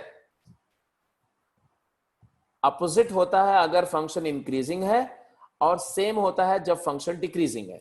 तो यहां देखो, तो हमारा फंक्शन साइन एक्स जो है इंक्रीजिंग फंक्शन था, इसलिए एफ इनवर्स एक्स भी इंक्रीजिंग आया, साइन इनवर्स भी इंक्रीजिंग आया, लेकिन कर्वेचर रिवर्स है।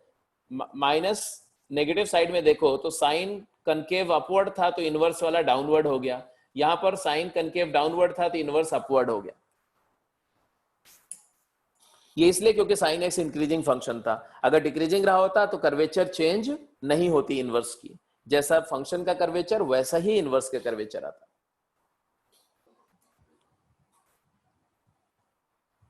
साइन इनवर्स माइनस एक्स क्या होगा? Minus sign inverse x. जैसे साइन के अंदर था वैसे ही इसकी प्रॉपर्टी भी है, ऑड वाली प्रॉपर्टी, ऑड फंक्शन की प्रॉपर्टी है।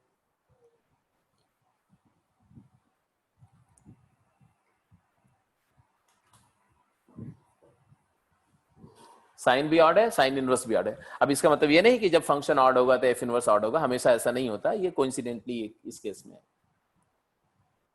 जैसे कहीं पर अगर मैं आपसे बोलूं, है ना, कि y is equal to sine inverse half, क्या होगा? तो आप बोलोगे कि साइन इनवर्स का जो रेंज होता है -π/2 to π/2 होता है। तो it is an angle, it is an angle y belonging to -π/2 से π/2।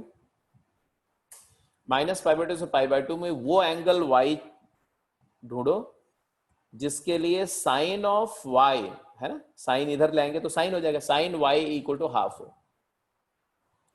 तो -π/2 से π/2 में किस एंगल का साइन हाफ होता है? तो आंसर आ जाएगा y इज इक्वल टू π/6। तो साइन इनवर्स हाफ क्या होता है? π/6। ऐसे बोलो, साइन π/6 क्या होता है? हाफ होता है। तो साइन इनवर्स हाफ क्या हो जाएगा? साइन इनवर्स हाफ क्या हो जाएगा? π/6 हो जाएगा।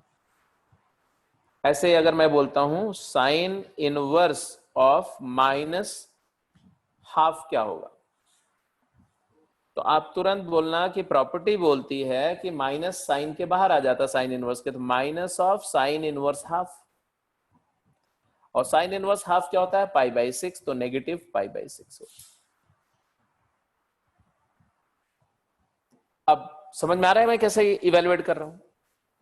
अब मैंने बोला कि साइन इनवर्स, अब आपको आंसर करना है, साइन इनवर्स ऑफ √3/2 क्या होगा? जल्दी बोलो।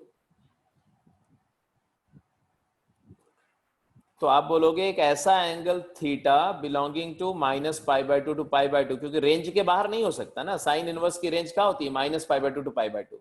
तो थीटा एंगल इसी इंटरवल में होना चाहिए जिसके साइन की वैल्यू क्या होनी चाहिए? साइन थीटा √3/2 होनी चाहिए। तो ऑब्वियसली किस एंगल का साइन √3/2 होता है? तो π/3 का 60 डिग्री। तो थीटा इज इक्वल टू π/3। मतलब साइन इनवर्स √3/2 की वैल्यू क्या आएगी? π/3।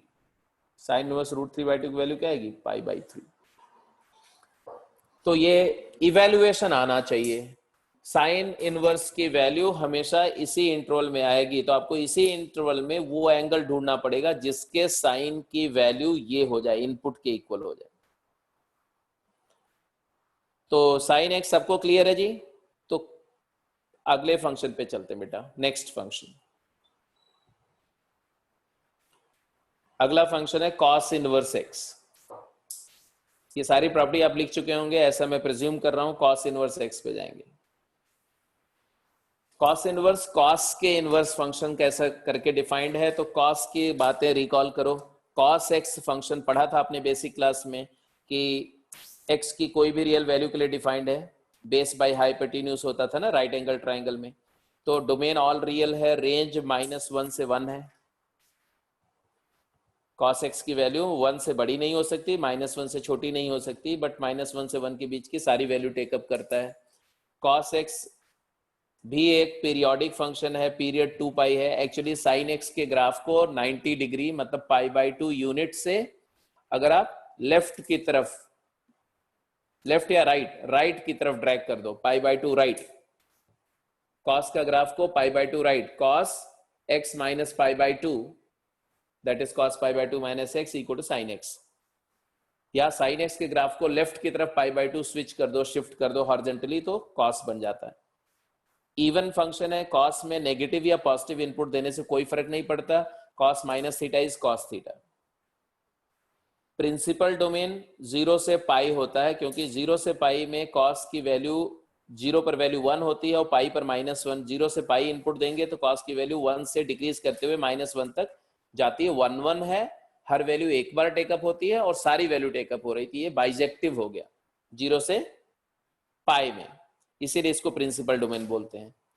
और ग्राफ cos का डिक्रीजिंग होता है इन द प्रिंसिपल डोमेन, और ऐसा ग्राफ होता है। तो मैं cos का ग्राफ ड्रॉ करता हूं पहले, ठीक है, और फिर इनवर्स बनाता हूं। तो ये लो, पहले हमने cos का ग्राफ ड्रॉ कर दिया। y एक्सिस है, ये x एक्सिस है, और cos x का ग्राफ 0 पर 1 होता है, π/2 पाई। तो cos का ग्राफ अप्रॉक्सीमेटली ऐसे,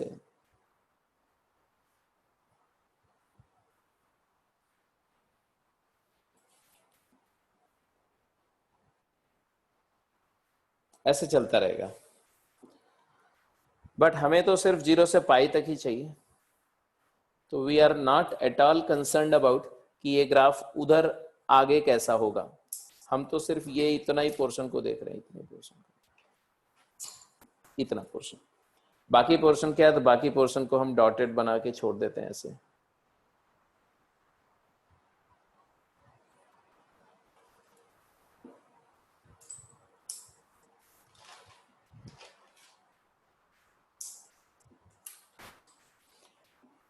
अब ये प्रिंसिपल डोमेन में cos का ग्राफ है। अगर आप लेफ्ट में भी ड्रॉ करना चाहते हो, I don't have any problem, आप लेफ्ट में भी ड्रॉ कर सकते हो, बट डॉटेड ड्रॉ करना है इसको।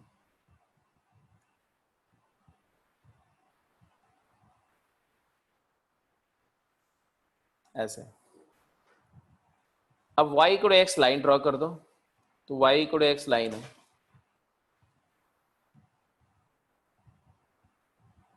ये y को x लाइन है। अब इसी लाइन में मिरर इमेज लेना है इसी ब्लैक वाले ग्राफ का, है ना, ब्लैक में जो फर्म लाइन से ड्रॉ किया गया है ना।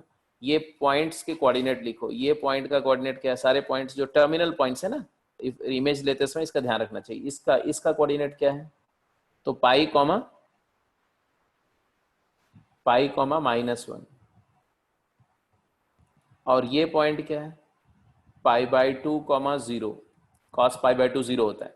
और ये पॉइंट तो नहीं बता सकते, ये पॉइंट क्या है, 0,1, cos 0 1 होता है।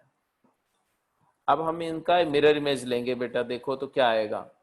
0 1 का मिरर इमेज जो होगा वो 1 0 होगा, यहां कहीं होगा 1 0।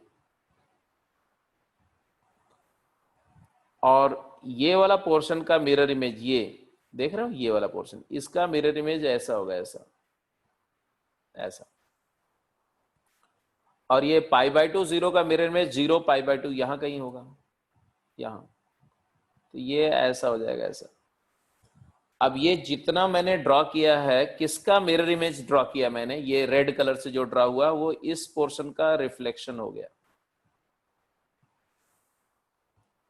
अब इधर वाला जो पोर्शन है नेगेटिव, वाई एक्स एक्सिस के नीचे वाला जो पोर्शन है, उसके लिए पाई कॉमा -1 का जब y को x में रिफ्लेक्शन करेंगे तो -1 कॉमा पाई आ जाएगा।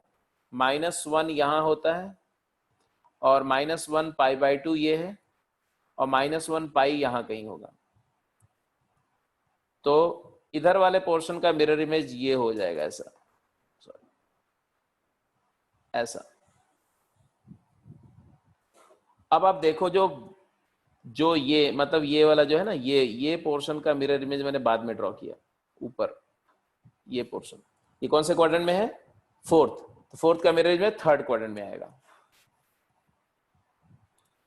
अब क्लियर हो गया कि ये जो ग्राफ है, अगर मैं पूरा ग्रीन कलर वाला ग्राफ लूं, ये ग्रीन कलर वाला, ये ग्राफ किसका ग्राफ था, cos x का। और ये रेड कलर से जो दिख रहा है किसका ग्राफ है, cos इनवर्स x का ग्राफ है। तो ये ग्राफ किसका है, तो आप इसको लिख दो, ये -1 कॉमा पाई पॉइंट है और ये ग्राफ है y is equal to cos inverse x बोलो, या इसी को x equal to cosine y भी बोल सकते हो। कोसाइन y ये है, cos y एक्सिस पे cos का ग्राफ ड्रॉ कर दो ऐसे।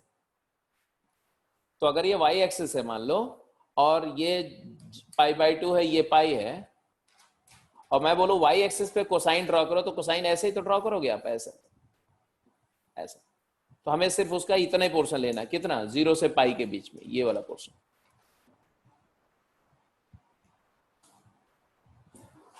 तो इनवर्स फंक्शन ड्रॉ करने के लिए पहले तो दिमाग से निकाल दो, आपको इनवर्स फंक्शन नहीं ड्रॉ करना, फंक्शन ही ड्रॉ करना है, लेकिन x के बजाय y एक्सिस पे ड्रॉ करना है। और कितना पोर्शन ड्रॉ करना है, सिर्फ प्रिंसिपल डोमेन, दैट्स इट। तो ये भी आ गया जी, ये 1 -1। तो अब यहां से देखो cos इनवर्स की सारी प्रॉपर्टीज समझ में आ रही हैं।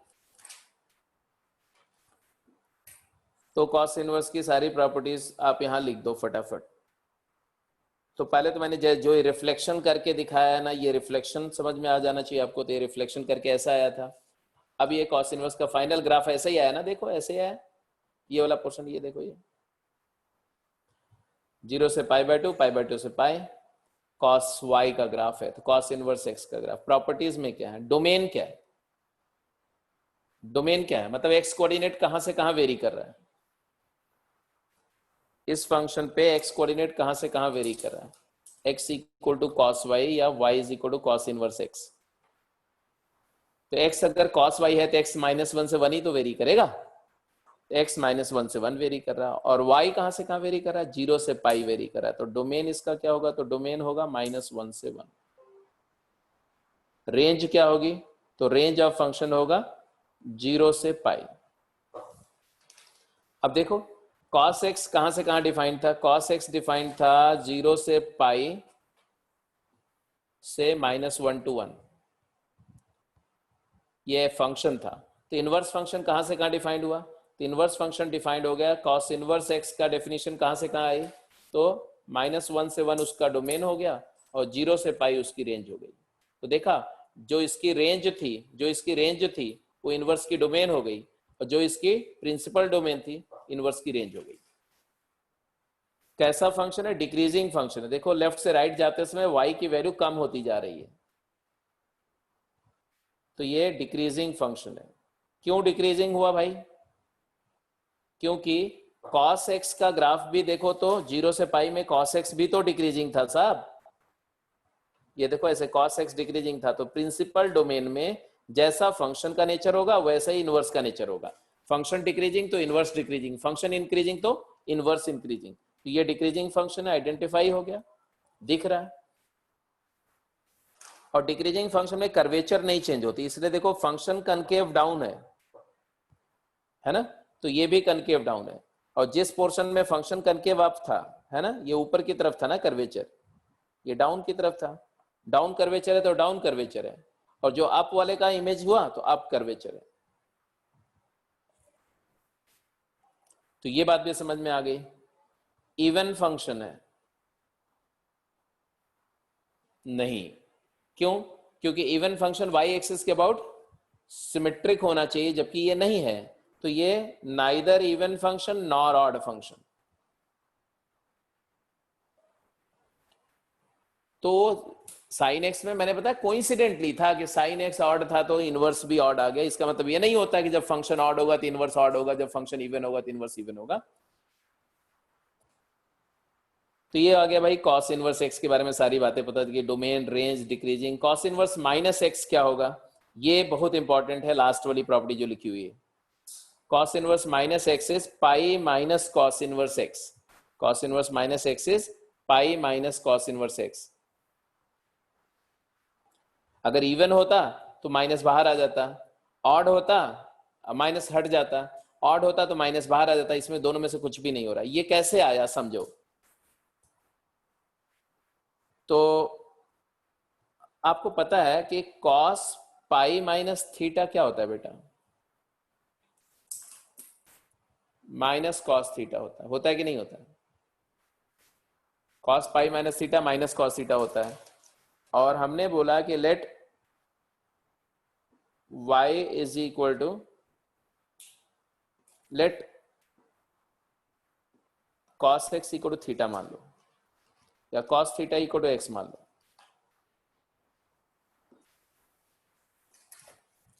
कॉस थीटा को x मान लिया, तो ये आ गया तो minus x. Cos pi minus theta minus x आ गया। तो पाई माइनस थीटा क्या हो गया? कॉस इनवर्स माइनस एक्स हो गया। तो थीटा क्या हो गया? तो थीटा हो गया cos inverse pi minus cos inverse x.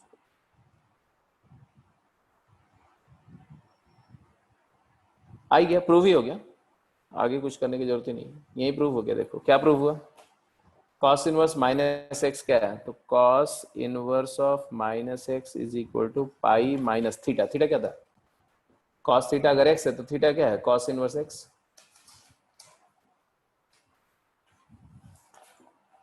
ये रिजल्ट प्रूव हो गया। तो साइन का मैंने बता दिया, कॉस का इनवर्स फंक्शन कैसे ड्रॉ किया ये भी आपने देख लिया। तो साइन और कॉस अगर देख लिया तो टैन देखते हैं।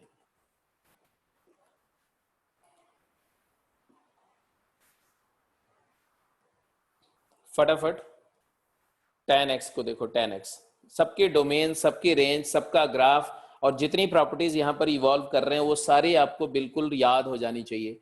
क्योंकि जो क्वेश्चन पहले तो हम लोग वही करेंगे ना, डोमेन रेंज बेस्ड क्वेश्चंस करेंगे। तो जब तक प्रॉपर्टीज नहीं याद रहेंगी, नेचर नहीं याद रहेगा, तो आप नहीं सॉल्व कर पाएंगे।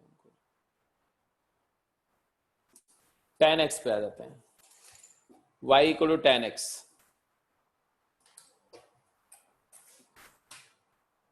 भाई पिछला वाला तो सब लोग ड्रॉ कर चुके हैं कि नहीं? cos x cos inverse x सब लोग ड्रॉ कर चुके हो ना? जस्ट चैट बॉक्स में लिख के बताओ। Okay okay okay okay okay, ठीक है। किसी का पेंडिंग हो तो ठीक है। अच्छा, सबका हो चुका है। तो tan x की बात करो। tan x, tan x के बारे में तो आपको सब कुछ पता ही है।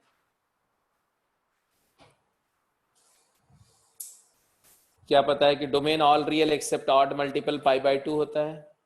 Range all set of all real number होता है। ये फंक्शन डिसकंटिन्यूअस है ऑड मल्टीपल पाई बाय 2 पर। प्रिंसिपल पीरियड पाई होता है, ऑड फंक्शन होता है, सबको पता है। Minus pi by 2 open pi by 2 इसका प्रिंसिपल डोमेन होता है।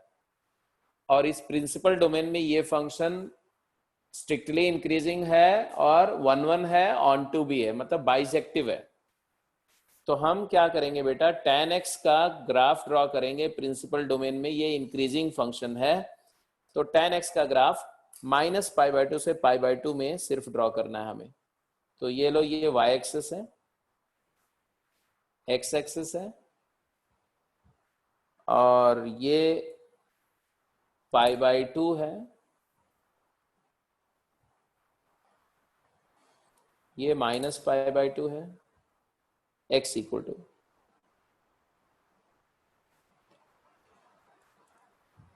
थोड़ा सा इधर होगा ऐसा, और फिर y इक्वल टू π/2 और y इक्वल टू -π/2 भी ड्रॉ कर दो।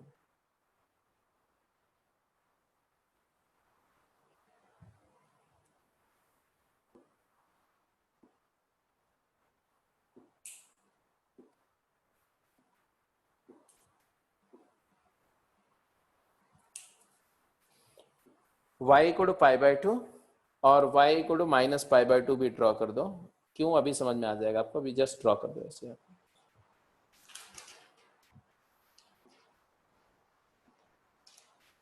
अब देखो, ये जो x π/2 और y π/2 जहां पर कट करते हैं वो y को x लाइन बन जाती है ना उसी से, इसीलिए मैंने ड्रॉ किया था कि अगर ये पॉइंट्स को ऐसे ज्वाइन कर दो, यही y को x लाइन है अप्रोक्सीमेटली, ये y को x लाइन है मान लो।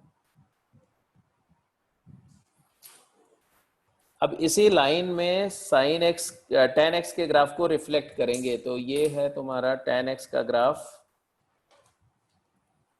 यहाँ इसी लाइन y को x लाइन से टच करता हुआ ऊपर की तरफ होता है tan का ग्राफ, ऐसा ऐसा ऐसा, और इधर में नीचे की तरफ होता है ऐसा, ऑड फंक्शन होता है ऐसा। ये tan x का ग्राफ है, ये है π/2 और ये है -π/2। आई थिंक आप में से हर एक को याद आ गया होगा कि tan x का ग्राफ ऐसा ही होता है।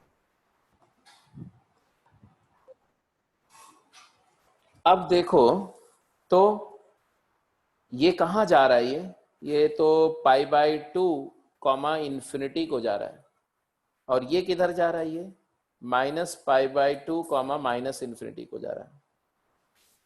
अब इसी का मिरर इमेज लेना है, तो π/2 इन्फिनिटी का मिरर इमेज इन्फिनिटी π/2 होता है, तो ये y को टू π/2 लाइन है यहां कहीं ऐसे, तो ये इधर में तो ग्राफ जो इसका आएगा ऐसा आएगा, ऐसा इनवर्स ऑफ tan का ग्राफ ऐसे ऐसे। इसी तरह से इधर कैसा आएगा, तो इधर में ग्राफ है ऐसा आएगा।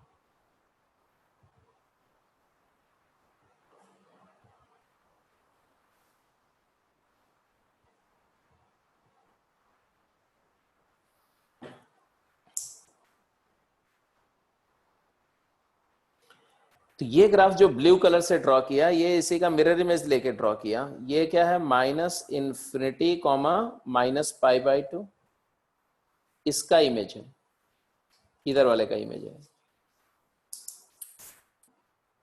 तो मैं दिखाते जाता हूं कि इस पोर्शन का मिरर इमेज ये है। इसी तरह से ये जो दूसरा वाला पोर्शन था, ये पोर्शन का मिरर इमेज ये है।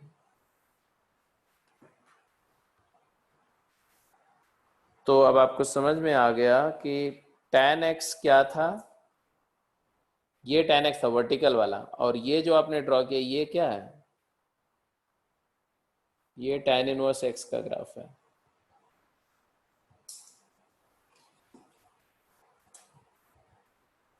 ये tan इनवर्स x का ग्राफ है।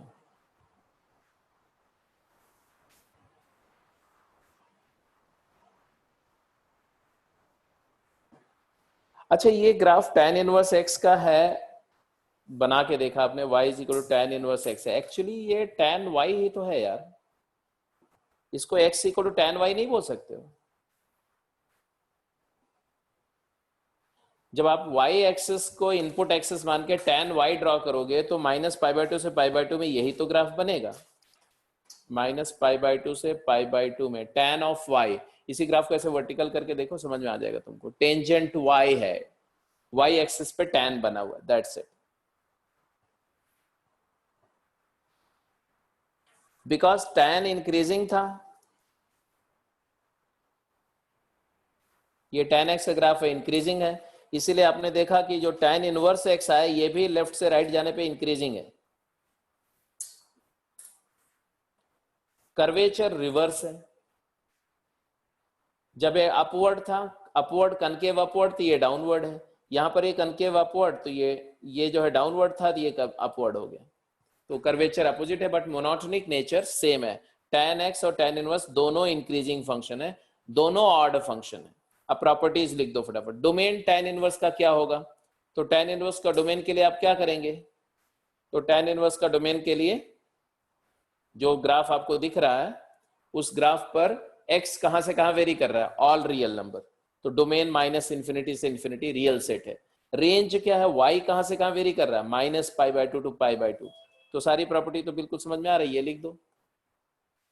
ये tan का ग्राफ था, ये प्रिंसिपल डोमेन था, इसी प्रिंसिपल डोमेन वाले पोर्शन को y को x में इमेज किया, इमेज करके ये tan इनवर्स का ग्राफ आ गया। Domain all real, range -π/2 to π/2, open interval, increasing function है, सबको दिख रहा है, ऑड फंक्शन है, सबको दिख रहा है, इसीलिए tan इनवर्स ऑफ -x जो है वो माइनस tan इनवर्स x हो जाएगा। तो साइन और साइन इनवर्स हो गया, कॉस और कॉस इनवर्स हो गया, tan और tan इनवर्स हो गया।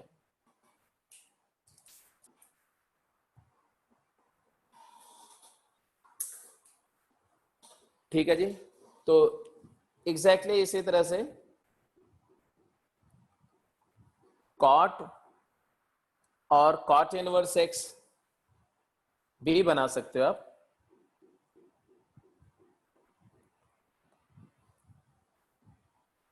कॉट और कॉट इनवर्स x भी बना सकते हो, जैसे कि देखो कैसे बनाओगे, ये देखो कॉट का ग्राफ तुम्हारा ऐसा होता है, ऐसा ऐसा, ये 0 है, ये π/2 है और ये पाई है प्रिंसिपल डोमेन में। प्रिंसिपल डोमेन इसका कॉट एक्स का जो है, y को कॉट एक्स जब बोलते हो आप, तो y को कॉट एक्स का बारे में डोमेन इसका क्या बोलते हो, ऑल रियल एक्सेप्ट n पाई, क्योंकि कॉस बाई साइन होता है तो n पाई पर साइन 0 हो जाता है, इसलिए डिनोमिनेटर 0 नहीं होना चाहिए, इसलिए n पाई हटा दिया डोमेन से। और रेंज इसकी क्या होती है, तो रेंज तो आपको पता ही, ऑल रियल नंबर, और ये डिक्रीजिंग फंक्शन है, प्रिंसिपल डोमेन इसका 0 से पाई ओपन इंटरवल होता है, तो ये है प्रिंसिपल डोमेन। अब इसी में अगर हम y को x लाइन ड्रॉ कर दें यहाँ पर, ऐसे देखो, तो y को x लाइन में ये जो पॉइंट आएगा, ये पॉइंट आएगा y इक्वल टू π/2, ये लाइन, ये वाली लाइन आएगी y इक्वल टू π/2। क्यों, क्योंकि ये x इक्वल टू π/2, ये पॉइंट π/2 π/2 है, ये x equal to pi line है वर्टिकल वाली, तो यहां से अगर हॉरिजॉन्टल लाइन ड्रॉ करेंगे तो ये होगी y इक्वल टू पाई, ये y इक्वल टू पाई है। अब मैं ये क्यों ड्रॉ कर रहा हूं समझो,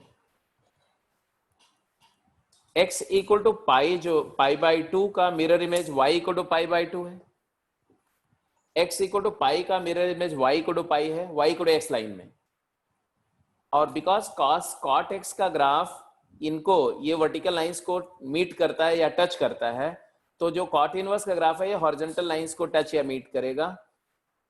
ग्राफ बनाते हैं अब, ग्राफ π/2 0 का मिरर इमेज, इस पॉइंट का मिरर इमेज क्या होगा, 0 π/2, ऐसा यहां पर 0 π/2,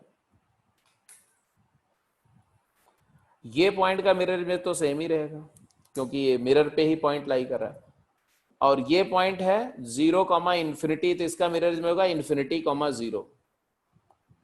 तो पहले तो मैं ये बताऊंगा, पहले मैं ये देख रहा हूं कि ये जो पोर्शन है, ये वाला पोर्शन, इसका मिरर इमेज जो होगा वो कुछ ऐसा होगा, इतने पोर्शन का मिरर इमेज ऐसा,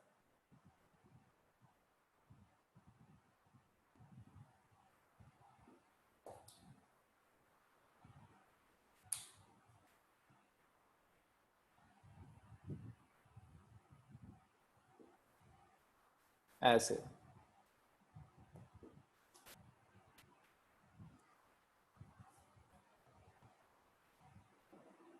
कितने पोर्शन का मिरर इमेज है, ये सिर्फ ये पोर्शन का इमेज है, ये इतना पोर्शन का जो ऊपर वाला डॉटेड दिखा रहा हूं मैं, कॉट का डॉटेड वाला पोर्शन का, जो इधर वाला पोर्शन, ये कौन सा पॉइंट है, तो पाई माइनस इन्फिनिटी का मिरर इमेज -∞, पाई, -∞, पाई इधर कहीं होगा, तो इसके आगे ये इसी तरह से ऐसे चला जाएगा।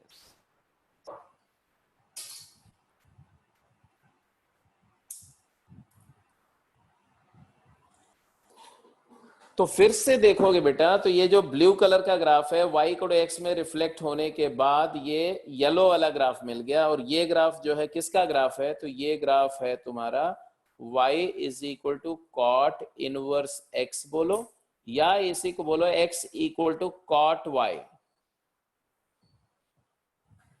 x equal to cot y।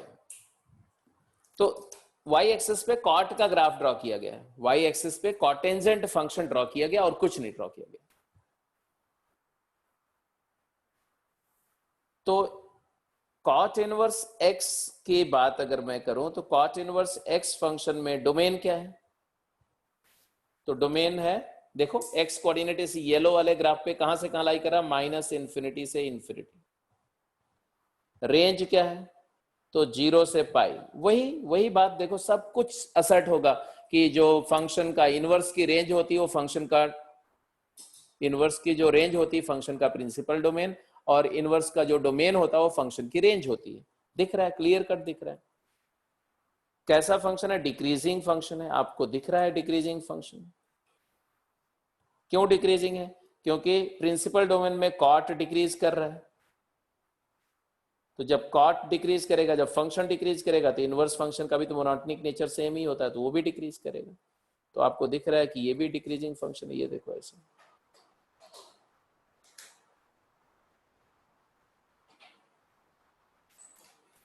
Strictly decreasing function है। Cot pi minus theta minus cot theta होता है, इसी कॉस जैसा है ना। तो इसीलिए कॉट इनवर्स माइनस एक्स जो होगा वो pi minus cot inverse x होगा। तो ना तो इवन फंक्शन है ना तो odd, neither even nor odd.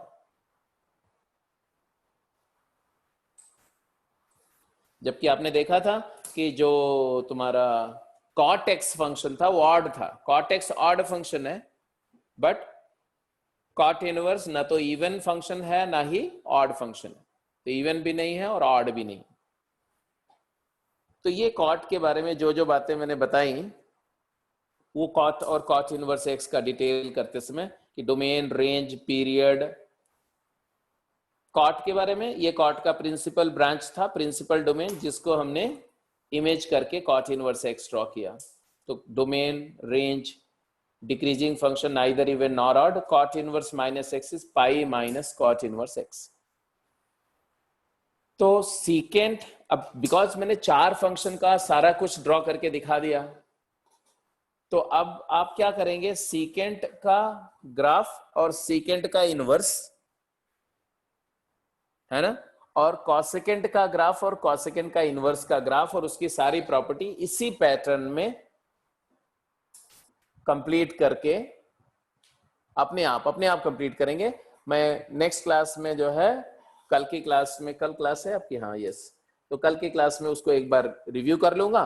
आपने सही बनाया होगा तो बहुत अच्छी बात है, और नहीं तो उसको ड्रॉ करके और फिर हम लोग क्वेश्चंस पे आ जाएंगे, आईटीएफ के क्वेश्चंस पे। तो ऐसा नहीं, अभी पहले आईटीएफ के क्वेश्चंस कल जो करेंगे वो बेसिकली डोमेन रेंज पर बेस्ड क्वेश्चंस होंगे, इक्वेशन सॉल्विंग के क्वेश्चंस होंगे, इक्वालिटी के क्वेश्चंस होंगे। उसके बाद फिर हम लोग कंपोजिशन पे आएंगे कि इनवर्स फंक्शन को जब आप फंक्शन के ऊपर कंपोज करते हो तो वो प्रॉपर्टीज क्या होती हैं, वो ग्राफ्स क्या होते हैं। तो that we will do in next class, right. तो आज की क्लास के लिए इतना सफिशिएंट है बेटा। अभी के बेसिस पर आप क्या कर सकते हो, तो आप गेम 14 और आईटीएफ की भी गेम मैं डाल चुका हूं, तो आईटीएफ की गेम में क्वेश्चन नंबर, चलो अभी आईटीएफ की गेम मत करो, सिर्फ आप ग्राफ ही ड्रॉ करो और गेम 14 कंप्लीट कर लो और बुकलेट के क्वेश्चन कर, ठीक है। कल की क्लास के बाद में आप आईटीएफ के क्वेश्चन कर सकते हैं, आईटीएफ की नेक्स्ट गेम के।